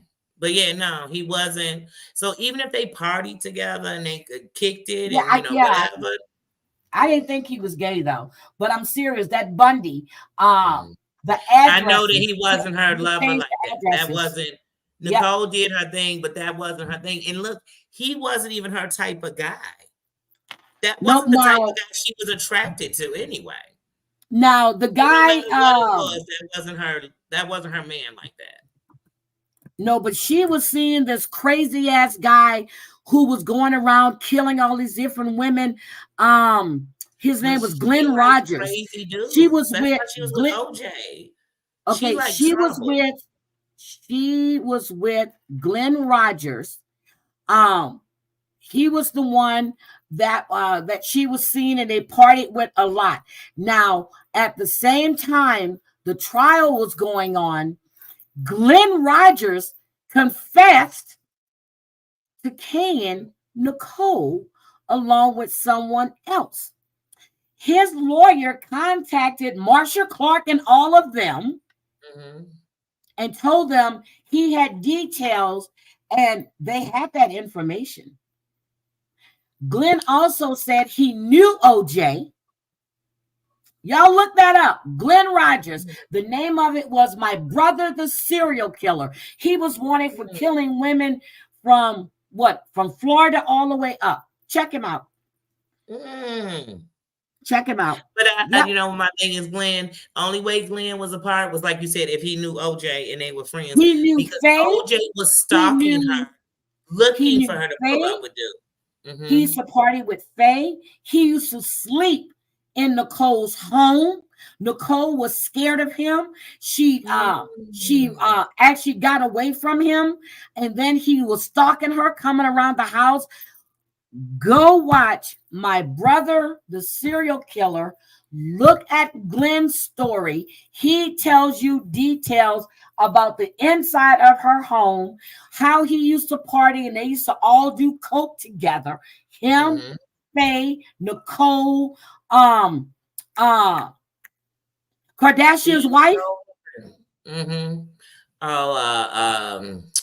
Kris Jenner. Yeah, they used to all party together, all of them. Yeah. Faye, you know who Faye Resnick remind me of? The Bee. She's morally corrupt. She's definitely morally corrupt. And she's the one thing about OJ's case for me was when OJ's case was going on, I was 14 years old. You know what I mean? So from the moment he was, being chased, on that high speed chase and watching from there. I'm sorry, that was not a high speed chase. That was a slow crawl. That was him cruising as they closed down the expressway. That was a slow crawl. Auntie, I've seen cars. AC Collins. I got OJ in the car, and he said, I want to talk to my mama. I said, I'm watching this shit with this white Bronco. I'm like, are they gonna open fire on this motherfucker anytime soon? I'm serious. I'm watching this. I remember watching it and being like, damn, they still to his house. I said, damn, is they still in Los Angeles? Like, what town are they in now? Because it seems like they've been driving forever. Like, and then when he pulled up at the crib, I'm like, dang, they let him drive home. I said, they let him drive home. Yep, they cleared traffic. He went home. I said, they done closed down heatways, and I said, this is too Excuse me. OJ went home, took a shower, and changed clothes. While they was outside. That's what I'm trying to tell you. I said, you know what? I tell you, football is definitely America. I literally was telling people that, like, I tell you, they love football in America because they're letting this man. I'm like, then he had airports. I say, wait a minute. This, you know what? And I'll never forget. Because y'all know OJ, the problem the night was of that they the didn't murder, have the evidence. He came to Chicago at Midway Airport, and he stayed at a hotel down here. So, man, I'm telling y'all, I was so invested in this. I'm down there on Cicero at the hotel. Like, I'm just telling y'all, y'all gotta think about it. I was all in that case, y'all. I thought I was Johnny Cochran. If you look at Nicole's autopsy, when they said her neck was damn near severed, it was hanging on. It was. There is no way you're going to sever and cut that deep, and you have a drop of blood on the door and a drop of blood on the steering wheel. Be everywhere. Blood's going to be everywhere. That's why I said it was more than one person. He probably what stood I there think and watched that also shit. is before he left that house, he had to do something. He didn't just walk straight back out that door. He couldn't have. Nope. He couldn't have. He couldn't have. Al Collins is working as an Uber driver now. You remember Al Collins, AC Collins' wife was on the Beverly. She did one season or a few episodes on the Real Housewives. Was that AC's wife or was it Marcus Allen? No, it was AC's. It was AC's on the Real wife. Housewives of Beverly Hills. It was AC's wife. Yeah, that was AC's wife. And yeah. So she was on there. Yeah, AC. This is AC Collins. Okay. And they go, yeah. And you know they were trying to say Nicole used to mess with him too. In California. And Nicole was so pretty too. Please. I'm just saying, I hate it. Okay, what pissed me off is her sister. And you knew this man was abusive to your sister, but it suited you. Your whole family though. It suited you. She would leave. I'm gonna tell you, she would leave, or they would split up. The minute he got with someone else, she wanted him back. She got with somebody, he wanted her back. Yep, but then at that time, he was in a serious relationship. Yeah, but he was in a serious relationship. But then again, Nicole can't do this because she's still spending your money.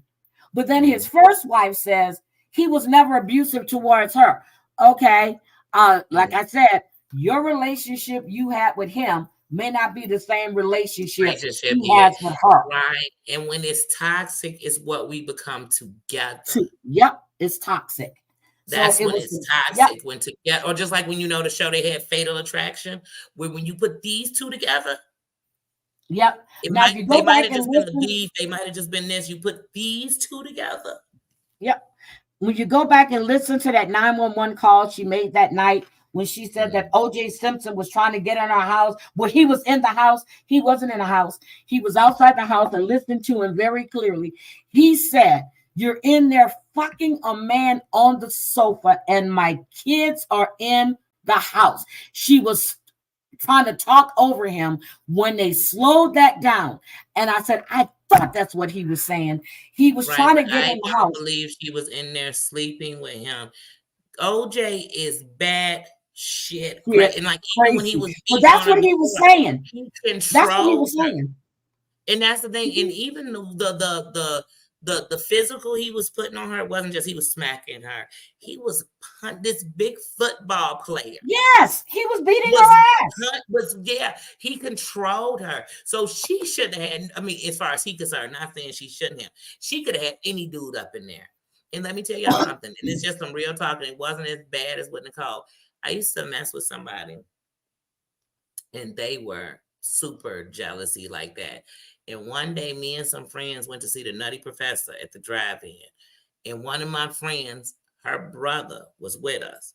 And now, don't get me wrong, he was like 18, so we all came back. We smoking. This is the story. We sitting there smoking a blunt, laughing about Nutty Professor. The guy I was dating came and was watching in the window, like watching us. We just sitting there laughing. My buddy, like when he say something, he do like this to me, whatever. The dude took a rock and busted the window out of my crib. And then when we came outside, he tried to fight the guy. And we like, wait, what are you doing? What are you doing? And he's like, oh man, ain't nobody gonna play me like I'm a sucker. You really look like a sucker because nothing was going on. Like, and it wasn't just me and him down there. It was like 5 of us down there. But because we were sitting next to each other, you looking through a window and you see us laughing.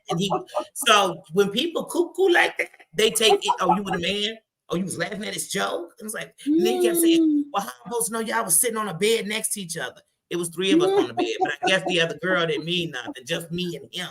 With a window. to the window of wall. the wall. And I love to tell y'all that was in my house. That was my mama's house. He busted out my mama's window. No. Yeah, Girl, that used to be my song. I busted your window. Girl, that was my song for the longest. I bust the windows out your car. I done cut tires. I done busted windows.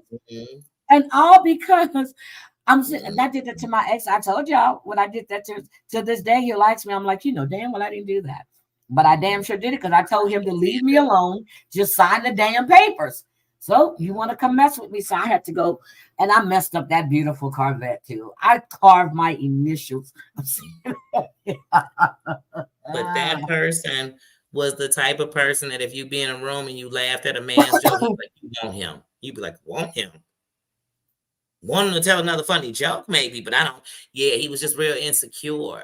And it was that kind of crazy. And he was like that type of person. Everything turned physical. I remember Shonda did that to me. We were driving. Some guy was next to us, and he waved, and he was like, "Oh, so you know that motherfucker, right?" I said, "Who?" I said, "The guy just spoke." I just said, "Hi." I don't know. I just said hello. I can't stand no insecurity like that. I was laughing. I was like, okay. And so anytime, this is in Virginia Beach. So anytime I said, yep, know him too. Yep, I just saw him last night, girl. I know every last one of them. I just started doing that shit on purpose. I was like, he would look at me. I said, oh, that was the other day. I just made him look stupid. Yeah, that's how that boy would be. He'd be like, especially don't run into an ex for real. He'd be like, you be thinking about him. Like I thought him up. Like I thought him to walk down the street. I used to tell him, trust me, if I thought about him that much, I'd be walking down the street with him. And we'd be bumping into Mary J. Blige, I should have left your ass a long time ago. Was it? No, I'm not going to cry. So I'm serious. We have went to see that movie, and I was laughing my ass off. So it was so funny. And then, what's his name? When I'm With You. Kenny Lattimore came out When I'm With You. Yep. And we would be in the mall and somebody would just, you know how people pass you and go, hey, whatever. So this one girl was looking at, I said, oh my God. I said, no, you did not right in front of me. I did. I started doing the same stupid shit he would do. Like I knew everybody that spoke to me. Clint just used to make me laugh. We would be coming out, we'd be walking, and these guys would walk up and talk to me. So we were leaving a hotel one day. Clint looks back. Excuse me, ma'am. What do you want me to put in your bag? Girl, I fell out. He goes, every goddamn time we go somewhere. He goes, they act like I'm not there. I said, sweetie, they were just talking. Uh-huh. He was like, excuse me, ma'am. What do you want me to put your bag? Say, since I look like I'm the help. Yeah. Yeah. Waiting to Exhale. We went to see that movie. I think Kenny Lattimore's song came out like maybe a year after. But I'm serious. I started doing the same stupid shit he would do. He would go, oh, and I was like, what? I said, you know her? And I would do it really loud. And he was like, Patty, stop. I'm like, oh, so you know her. And that's embarrassing. Yeah, because she and this woman turned around and looked at me. I said, "Oh, I don't have a problem with you. It's him, girl." I did, and then I got started doing it. I'm telling you. And like, you know how when guys be like, oh my God, I'm in love with Janet Jackson, I'm in love with Beyonce, I mean, whoever it is. I'm in love with Marilyn Monroe, whoever the girl is. You know what I always think to myself when my friends used to get mad, like, oh, you always say that I don't look like that person. It's kind of insulting because women take it too personal. You know, just do them like they do you. Seriously. You want to act stupid, we're going to act stupid together, except for I'm going to do it so you will see how stupid you really look. We're in a car. I mean, matter of fact, I'm driving my car. He was on the passenger side. The guy was, we were at the light. And you know how you look this way? And the guy just did a little heads up look, you know, like a little head nod. Like, and I said, hi. You know, how you doing? No big deal. He looked at me. He was like, oh, so you know that motherfucker. I'm like, what? So now me and dude getting married. He my lover. Yeah, that's the Tony Terry song is the When I'm With You I was talking about. Oh no, I was talking about Kenny Lattimore, baby. I bought that album. I bought that CD because Kenny of Kenny. Lattimore's song is You. I'm gonna show you. Nope, I'm gonna show you Kenny Lattimore. Don't tell me, But girl. it's just called You, isn't it? Yeah, but I was singing the thing when I'm with you. Yeah. So Kenny Lattimore. I'm gonna show you the cover.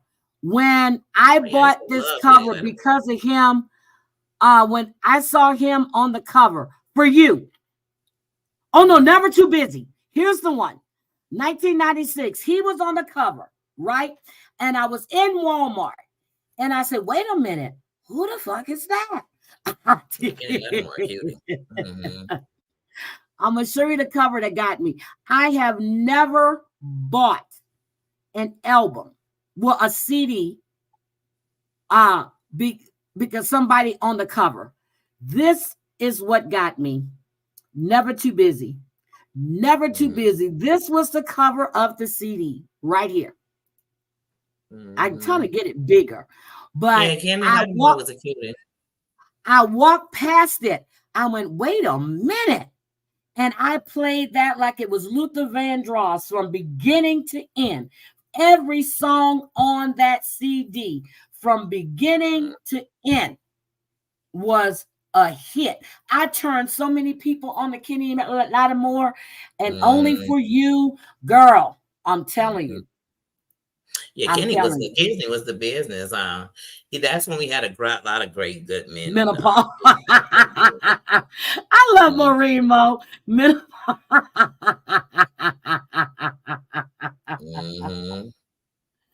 Oh, yes, I do appreciate all stickers and donations. Thank you. I'm just like, I stopped. I'm walking out and I saw that. And I was like, wait a minute, who is that? Girl, I went home and couldn't get the thing off, the plastic off quick enough. And then Shante comes over. He was like, wait a minute, who's that? Then his cousin was over. We sat there and listened to Kenny Lattimore from beginning to end. I had to put Luther to the side. That's when TLC was doing Creep. I had stopped playing TLC with Creep. It was all Kenny, baby, all day, every weekend. I was like Mama. Mama liked her Smokey Robinson cruising. It was me and Kenny. It was me and Kenny Lattimore. My brother-in-law actually just Chucky Booker. Why you want to play this game? Okay, we got to do on Rumble. We got to go do a music thing on Rumble. Girl, Chucky Book. And then Return of the Mac. I'm sorry. I don't care where I'm at. Yeah. Let me go. When you talk about Return of the Mac. Mark Morrison, Return of the Mac. Shit. Now down the telephone. When I think of Kenny Lattimore, I think about like in Joe at that time, because you had a bunch of good ones out there. Well, Kenny was before Joe. Kenny was way before Joe. Yeah, he was. But at that time in '96, I listened to all of them. So I was super into Joe was in 2004, 2005. All them groups. Yep. And then you know who had it? Okay, I never, I was in Virginia Beach. I never did like Teddy Riley. But what's his face? Aaron Hall. Aaron Hall. That was my baby. Yeah, Aaron Hall ain't good music. He's the original R. Kelly. 12 Aaron Hall. Just like Aaron Hall's cover to his album. I used to see Teddy Riley all the time in Virginia Beach. I could not stand him. It was just something but that little short ass man that thought. But Aaron Hall, that man can blow. He could blow. I lost respect for Aaron Hall when one of his baby mamas had that little show on MTV and he was doing that little Boy So Wrong on television. Yeah.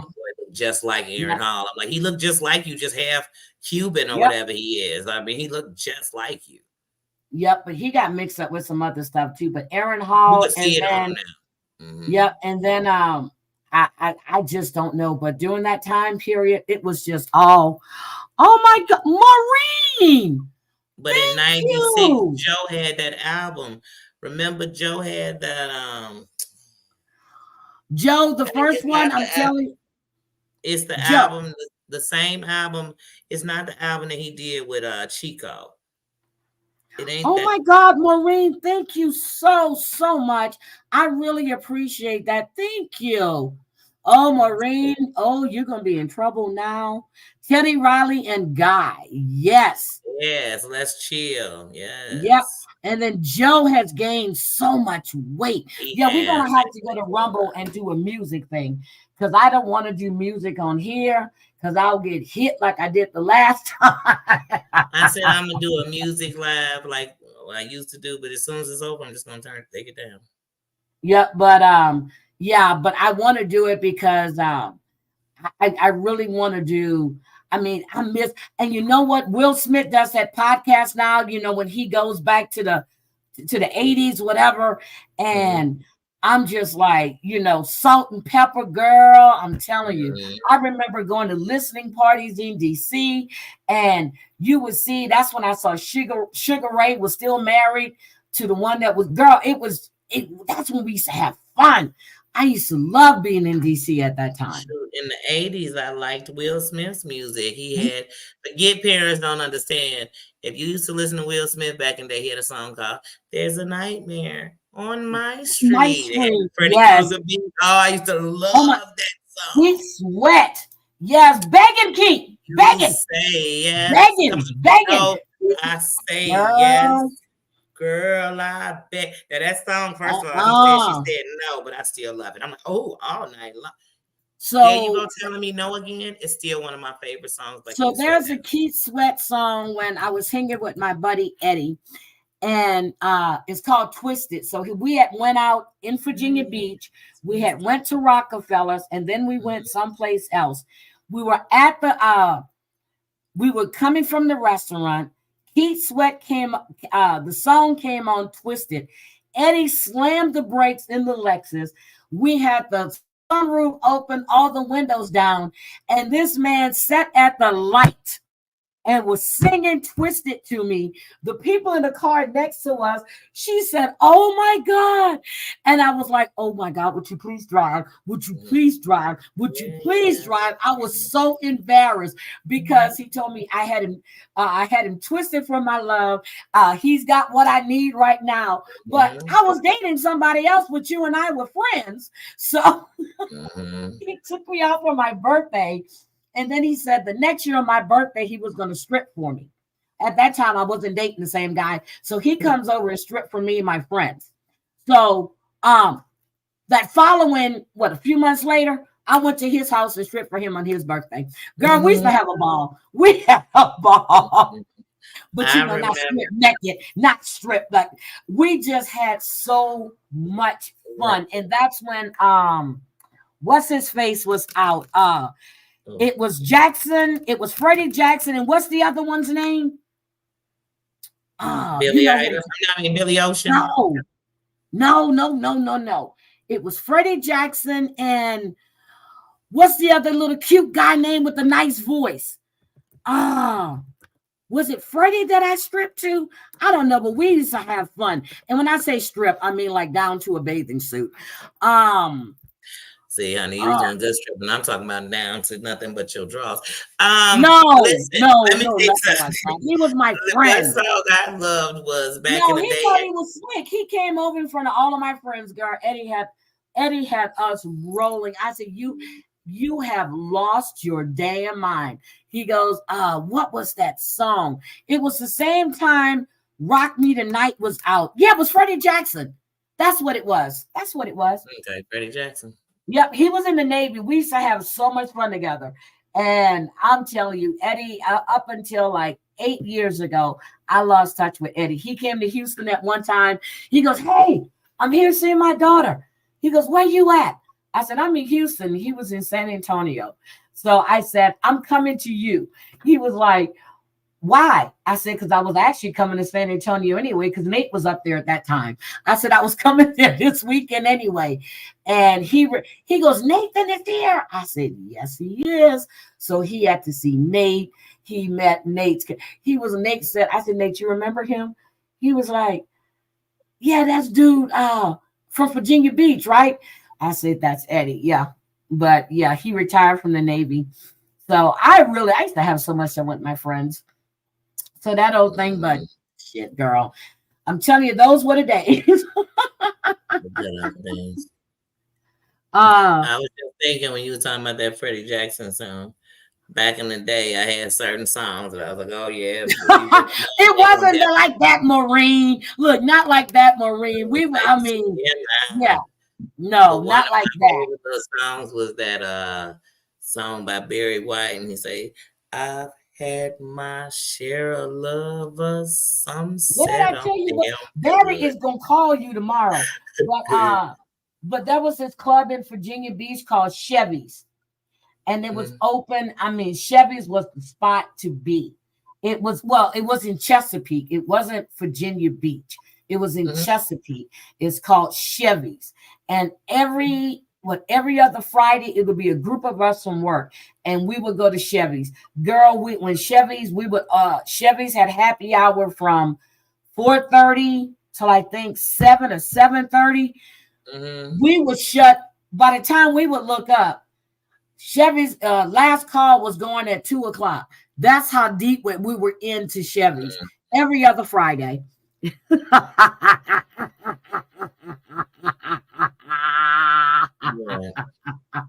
Maureen told me, okay, honey, whatever you say.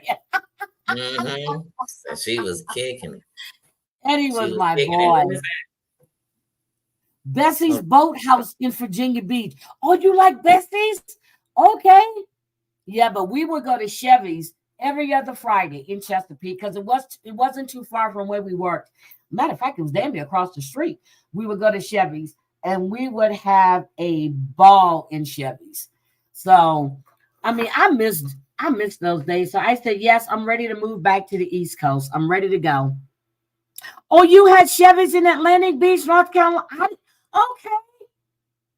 Yep, we used to go to Chevy's. That was a fun bar.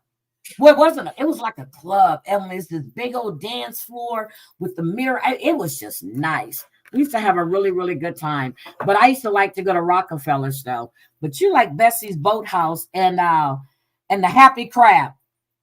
Black Hat Music. Did you ever go to the Happy Crab? Oh my God, Gerald Levert. The Velvet Teddy Bear. Oh my God. Great music. When Gerald died, it was just, and then his brother and Sean, Gerald, Sean, and Eddie is still Eddie's still rolling, girl. Eddie Levert's still rolling. Still rolling strong too. Yep.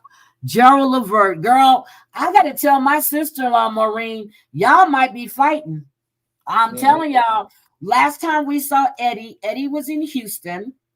My son, Brian, my grandson's mom, he was dating her at the time.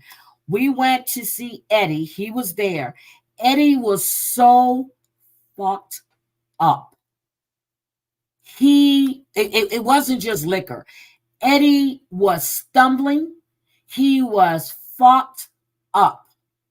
And a year and a half later, he was dead. He was messed up. Was the same club that I saw Raphael Sadiq at is where I saw Gerald Levert a year and a half before he died. Gerald Levert had he was drinking a lot. Oh my God, when Luther passed. I was on my way to work. We had just had a bad hurricane in Houston, so we were going the long way around. When it came across that Luther Vandross had died, I turned around. I couldn't think. I was like, oh my God. Yep. You know, because they said he was doing so much better after he had that stroke. Remember, Oprah interviewed him and he looked good. And yep, I was like, oh my God.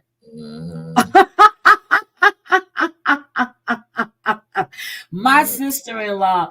But let me tell you, when Johnny Taylor died, so my son was graduating from AIT training in Oklahoma.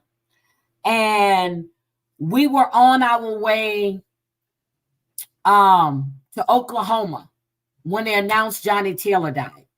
So, you know, we were at the Houston radio station. So we're getting closer to Dallas. So the station is fading out, right?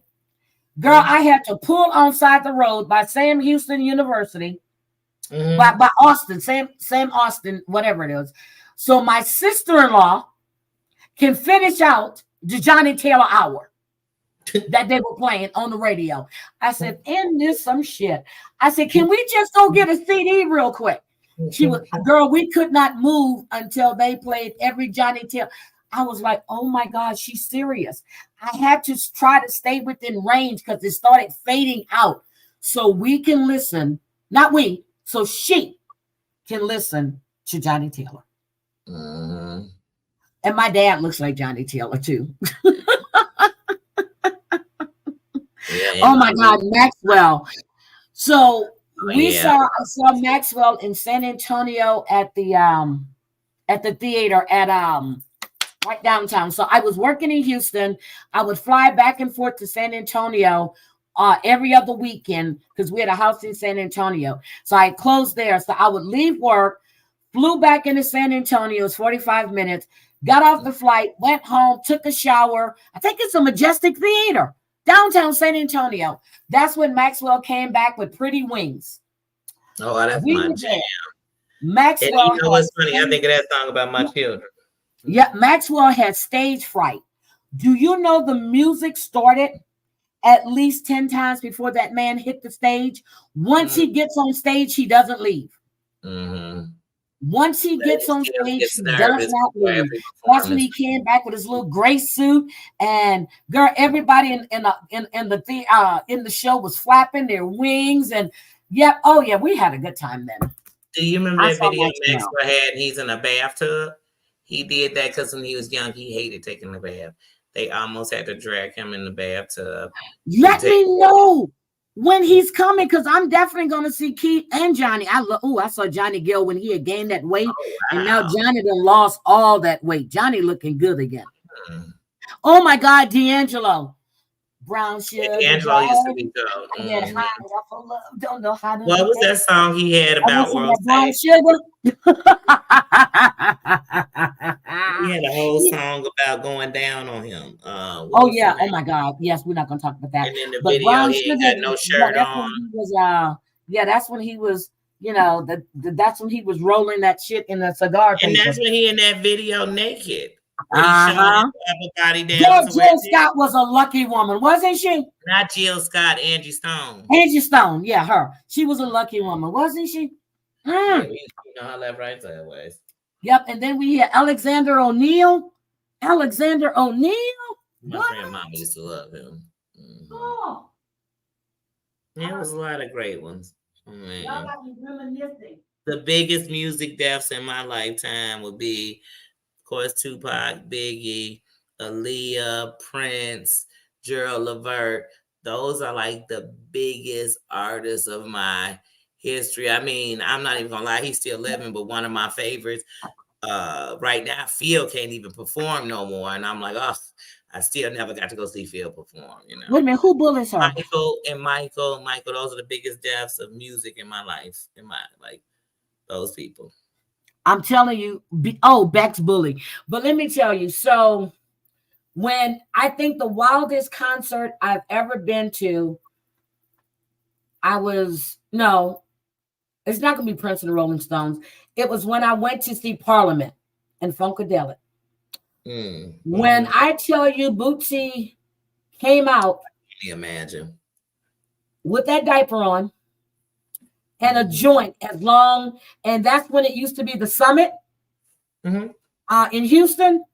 Girl, I was like, what am I fucking looking at? Because my ex-husband used to love Parliament, but when they did the Atomic Dog, that's all I had to hear. After I heard the Atomic Dog, I was ready to go.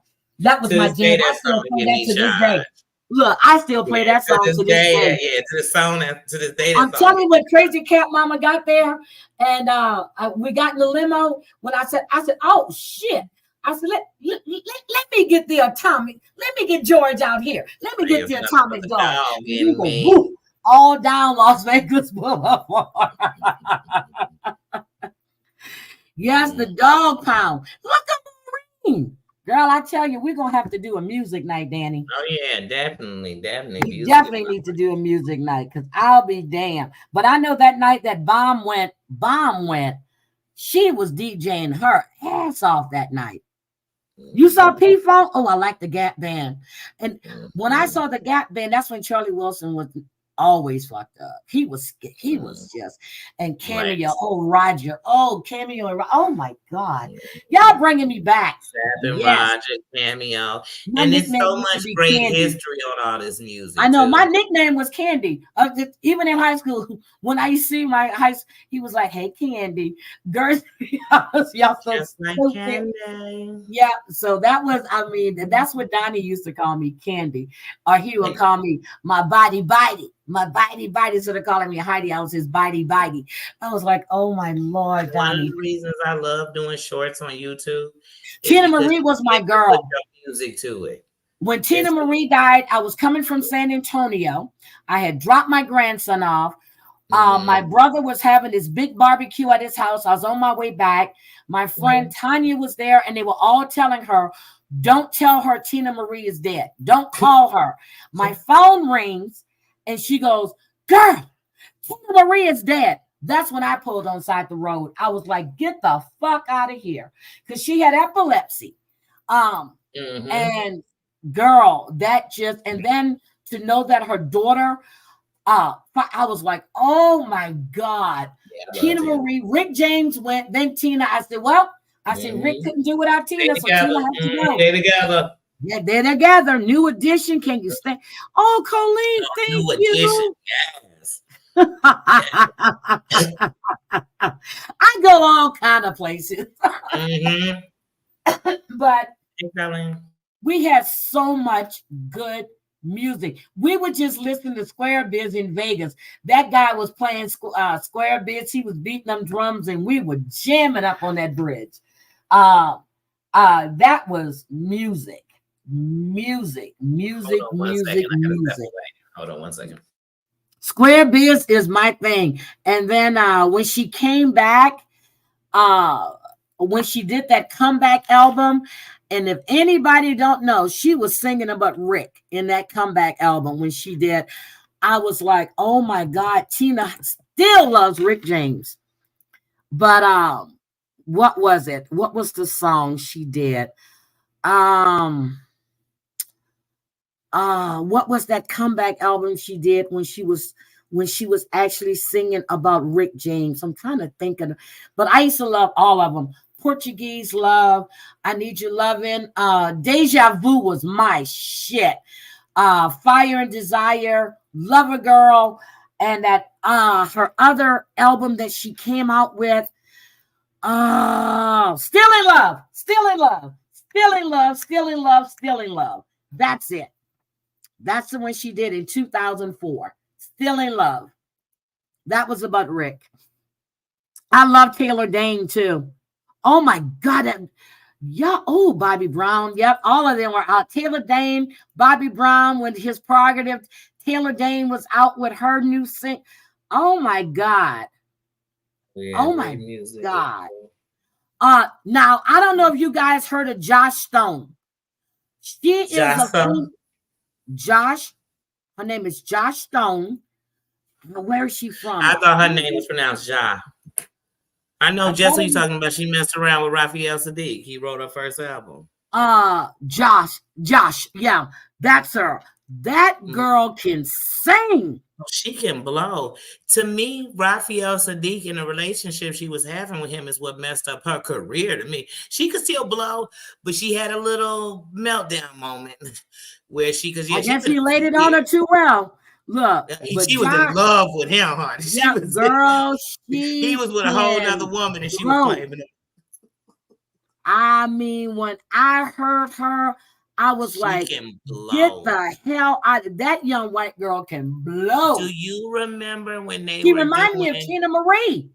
Yeah, do you remember when they were doing the whole Save the Music? And they were doing like MTV would do the concert. Well, one of them, Raphael Sadiq, had wrote a lot of the music that they were playing, and who came out and was singing while he was playing that piano and stuff was her. It's when her first album. That's when I got up on her. That girl can, and that was over 10 years ago. That girl can blow. Now, Anita Baker can't sing anymore. Girl, she was booed off the stage. So my sister said they were so disappointed. Yeah. She was so stiff. Sade was my girl, but she was stiff too. Ashanti was cool, but she was still wait, who was the other white woman? So I know Josh Stone. Who was it? But when I heard Josh Stone, I'm like, wait a minute, she sounds like a young Tina. I said, oh shit, who is that? Adele. I'm lost with her. I'm lost. What? I'm something, but not broken. What was the name of the song? She was bent but not broken. Girl, she blew that shit. She sung. You talking about Kelly Clarkson? Oh, I've never really got into Kelly Clarkson. Jeffrey Osborne. We saw him at the Golden Nugget in Louisiana. It was my brother's birthday weekend. We all went. So my brother kept saying, who the fuck is Jeffrey Osborne? Seriously, who the fuck is Jeffrey Osborne? I said, you don't know who Jeffrey is? He was like, no, man, y'all got me rushing. You know, we got caught in all that traffic coming from Houston. Now, we were down for the weekend.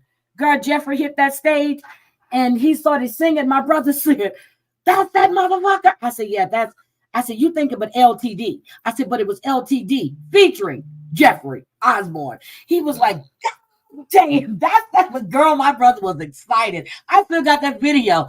He was like, I said, that's that. Jeffrey looks good and still sounds good. I'm telling y'all. And I tell my brother. Lisa Stansfield. That's her. Lisa Stansfield is another one. She can blow. She was out with Taylor. She's saying Lisa Stansfield, the one all of them. How do I ease the pain, don't she? That's the saying, how do I ease the pain, right? Girl, when Bobby Brown was out with My Prerogative, you had Taylor Dane out with her song. What was the damn song she was singing? Oh my God, what was Taylor Dane? Love Would Lead You Back. Yeah, Love Would Lead You Back. She was back with that. And then Lisa Stansfield, Been Around the World, and I Can't Find My Baby. Oh, that's Lisa Stansfield. I'm sorry. I was thinking of the person. She was out with that one. How could I ease the pain? Then you had Bobby Brown was out with Prerogative and Roni. Then you had girl, they were rolling back. And then you had George Michael. Then we had George Michael. Who? Careless Whispers. What? Yeah. Yo, we had them all. We had Wham. I loved all them father figure, all them songs. Yeah, I'll be your father figure. You could be my. Yeah, I will be the one to love me to the end of time. Okay, I gotta go listen to George Michael. I gotta take my. I was gonna say, I know one thing. I'm about to go. Lisa Fisher. Be jamming to 80s. Girl, we don't have some music. That shit they're doing now. I don't know what the fuck they're doing. I have no idea what they're doing. Aaliyah. Okay, so. Oh yeah. Aaliyah. My sons both called and tell me that they lost their wife. I said, huh?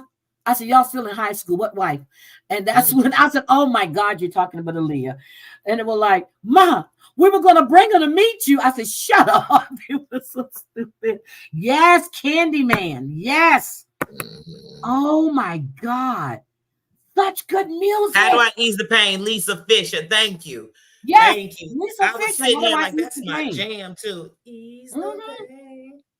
Girl, I'm telling y'all, we have some Lisa Fisher is white too, I think, ain't she? Yep, she's white. Yeah, I love it. All them could blow. I am with that. I mean, but that was music. And now I'm gonna tell you, this group was up there singing. Okay, I don't know if y'all go to IG, but Trap Master be doing everybody's song. Some ignorant person says, "Stick to your music." Why? Because they're white. Music is universal. Music is global. Music has no damn color. Shit, I like rock. I like hard rock. What the hell? If you really into music, you understand that all music comes from each other. So it's so universal that when you really know music, you'll hear the symphony in a song. You'll hear everything because you know music. You'll hear country music that they've turned into a modern song or Sade Maureen. But yep, Sade Maureen was good. But I'm telling you, Kid Rock, I think I was the only black person at a Leonard Skinner concert. Okay, seriously. Norfolk, Virginia. Leonard Skinner and what's the not Twisted Sister? What those Kiss? The two blondes. No, the two blondes with the pretty hair. I don't know if they were twins or not. But I was at their show too. What was their name? Nelson. No, it wasn't Nelson. I think it was Twisted. It wasn't Twisted Sister. It was these handsome white guys. They opened for Leonard Skinner, and I cannot think of the name of them, but I know. Are they the ones you talking about? The ones that sung More Than Words? More Than Words. No, this was heavy. This was rock, and then the Red Hot Chili Peppers. Girl, I like all of them. Eddie Van Halen, all of them. Sting. Girl, music has no color. Mm-hmm. Yep, I think I'm gonna play Maureen tonight. Now you got Monita. Hey, Monita. Please, I love my love Sticks. I like music. I love Journey. I love music. And I was in love with Freddie Mercury. Oh my God, I was in love with Freddie Mercury. Oh, Queen was just it for me. When they did both, Queen, come on. I was in love with Freddie Mercury. I was too, and when I found out he was, I said, no, he wasn't gay, Mommy. I think he. Yes, he was. Thought. No, I said my mother should know. Danny, he definitely was. Yep, so there's Aretha. He was so handsome to me. Patti LaBelle. Aretha, I'm telling you, I gotta ask Davin. But when we went to see Leonard Skinner, she goes, "You want to go to Leonard Skinner concert?" I'm like, "Oh yeah." She goes, "You know," I said, "Girl, I love me some Leonard Skinner." Shit. Yes. When it comes to music, I don't even bother to explain they was white, they was black. Did I like the song? That's why people be like, the first black rapper was Eminem. You a damn lie. The first white rapper, and I'm not even gonna say no doggone Vanilla Ice. It was Third Base. Third Base was they were like Italian. They were I like country. And I was in love with the one that wore the suit. He walked with that little cane, had his hair little slick back. Honey, I was like in second, third grade. I was like, he's the cutest little thing I ever seen. But I don't know.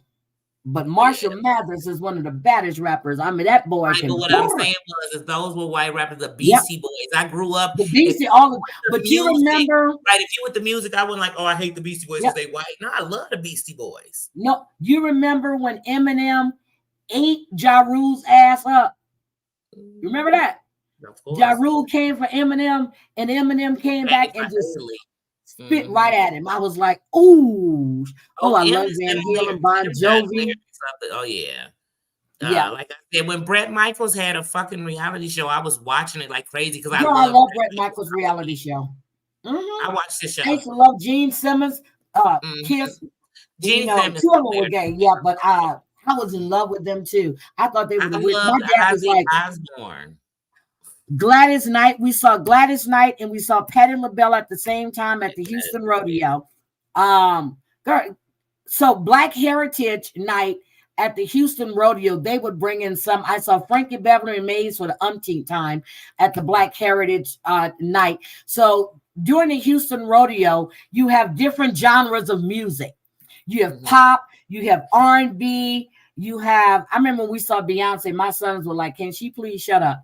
I mean, I think we're the only people that don't like Beyonce. I'm serious.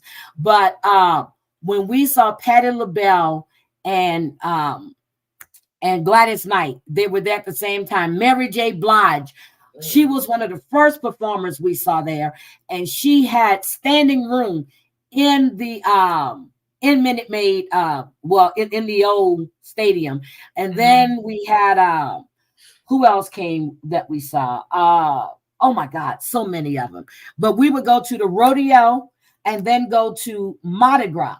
One year we had to go to Mardi Gras and then came back and caught Black Heritage because they switched up the time for Mardi Gras. But we used to do this every year. Yep. Oh, and when we took my mother to see Smokey Robinson at the rodeo, we had VIP tickets. We were at the top because we were with the Black Rodeo Association. Girl, Smokey hit that stage at 1:00 in the afternoon. That was the earliest performance we've ever been to. We were drunk by 3:30. I was like, how the hell are we getting out of here? We went my brother-in-law just took a picture. My brother-in-law just took a picture at O'Hare Airport with Smokey Robinson on New Year's Eve. Really? New Year's Eve, yeah. Yeah, I can't stand Beyonce. I really don't. And people think I'm crazy. I don't like her. I like Kelly Rowland. My favorite out of all of them is Michelle. To be honest, well, I like Michelle too. I like Michelle. I like and one Michelle. of the reasons I came to liking her was the fact that Matthew Knowles was such a dork that he wouldn't even let her use her real name. Michelle isn't her first name. Real a hoe. Because he said her name was too ghetto. I said, wait a minute, your daughter's name is Beyonce. Mm-hmm. So let's see. Why you gonna get blocked? I can't stand Smokey Girl, my mother. Tears of a Clown. That's when Smokey was with the Miracles. Look, that he was with the Miracles. Yep, and Cruising every Saturday morning. My mother would get up and put on Cruising. Girl, when she scratched that record, I was so happy. Then she went out and bought another one. I said, wait a minute. Every Saturday morning, she would be cruising because it's cleaning. We got to wax the floors. I'm like, Jesus Christ, can we cruise someplace else? And they turned on the Temptations. It was time to clean up. Yep. Oh, Macy Gray. Yes. Yes. I love Macy. I used to love, what's the one who she passed away? She had stopped drinking. White girl. Oh, I used to love her, man. She was on drugs bad. What's her name? Oh, she was real talented. Bruno Mars ended up doing one of her songs over. Oh, Amy Winehouse. Amy Winehouse. That girl was talented. If people look at the flaws on her, that girl was talented. Lady Gaga got some vocals. On Amy. Well, I used to love Gaga. Her first now album. So before Pink became as big as she was, we used to have like in Houston, it was like this Reliant Energy thing when they showcased all these new all these new artists. I saw Pink for the very first time there. And when I heard her singing, when I saw her performing, I said, oh my God, she's got it. And then 3 years later, she's just everywhere. Yeah, Pink was somebody. Gwen Stefani, another one. I like Gwen Stefani too. Yeah, I like Gwen Stefani. Okay, we're gonna do a music night, but for we're gonna have to do a music night because I was gonna say I gotta get out of here because I got y'all have sent me all over the world. But look, we done been around the world. I still can't find my baby. So let me look before we get out of here. I feel better. I only coughed one time, so I feel a lot better. I feel a lot better, but I'm going to say thank you for hanging in with me and Danny. I really, really, really, really appreciate it. I want to say Black Cat, thank you for the $9.99. I will use that tomorrow morning for I don't do lattes, okay? But I'm going to go to Starbucks and get me that praline cinnamon thing before they stop me. I think it's the last week. That's really good. Yeah, Maureen Lowe, thank you so much, baby, for the $49.99. I really appreciate it. Colleen with the K, thank you for the $20. And Colleen, I just saw you sent me a Cash App too. And you want me to look into something. I would definitely do that. I'm going to say thank you. Charlena Lyles. I would definitely look into Charlena Lyles. I just saw that. I'm like, wait a minute. I thought but I haven't. I will check that one out. But thank you guys so much. Danny, we have went around the globe.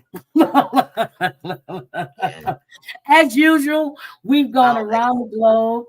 I love you.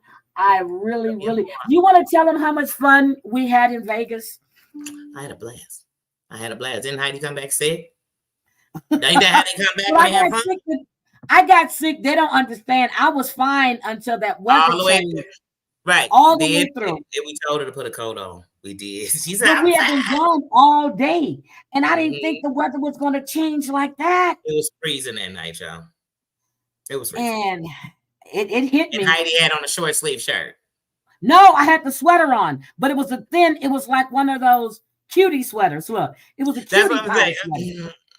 She might have had on her top. Look, it was a cutie pie sweater. It wasn't one of them big bulky sweaters. It was one of them cutie pie sweaters. You know, when you think you're sexy. But today is my mom's birthday.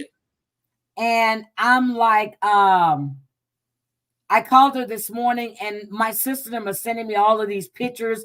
They all out to dinner with my mom, and my eye is just jumping.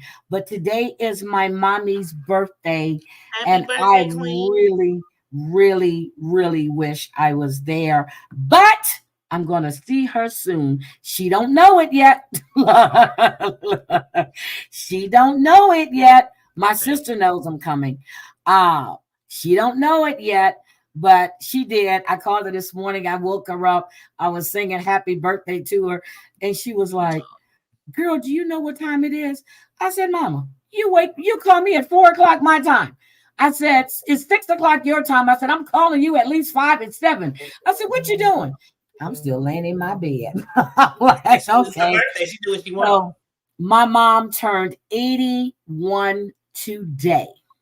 Happy trip around. 81. And she looks gorgeous. I'm looking at the pictures.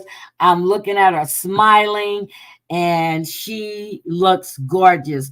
But she's got a surprise because her grandson is going to go see her this weekend. So he said, I definitely got to go see my grandma before I leave out of here. So he will be going to spend time with his grandma. Yes. So she is 81. My dad turned 82 in December. So longevity, baby. Thank you. Yes, that's my Rumble account. And I'm going to let her know they're out eating and they're just sending. That's why I keep looking at my phone. I'm getting so mad right now. And they're at my favorite restaurant too. That's the restaurant where we take my mom, but that is my favorite restaurant.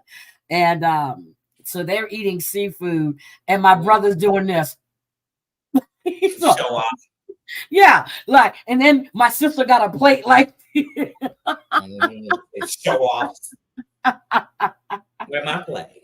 I ain't thinking about it. I'm gonna fix my brother though. I got something he wants, and I'm not sending it to him. I bought this. I want a plate there, even if I'm not there. Yeah, I bought this hat like when I went to Mexico. I bought this beautiful hat, right? And it's nice. So when he saw it, he was like, sis. I said, you want that hat? He was like, come on, girl. Yep, I gave him the hat. I have another hat in here that I just got. And I was going to send it to him for his birthday, but he pissed me off, so I didn't send it to him. So I'm going to take a picture of it, put it on my head, and I'm going to show it to rub him. it in his face. Just what siblings do. Yep. So I'm going to rub it in his face. I'm going to take a picture of it. And then we lost my cousin today at 52. He was a deputy, and we lost him today. So it's like, it's bittersweet. Yeah. But anyway, I love you guys. I will see you all later. And don't forget, keep Debbie in your prayers. Tomorrow is going to be a really, really tough day for her. And I will see you guys later on this weekend. Bye. And I'm going to let mommy know all the happy birthdays. Bye, guys.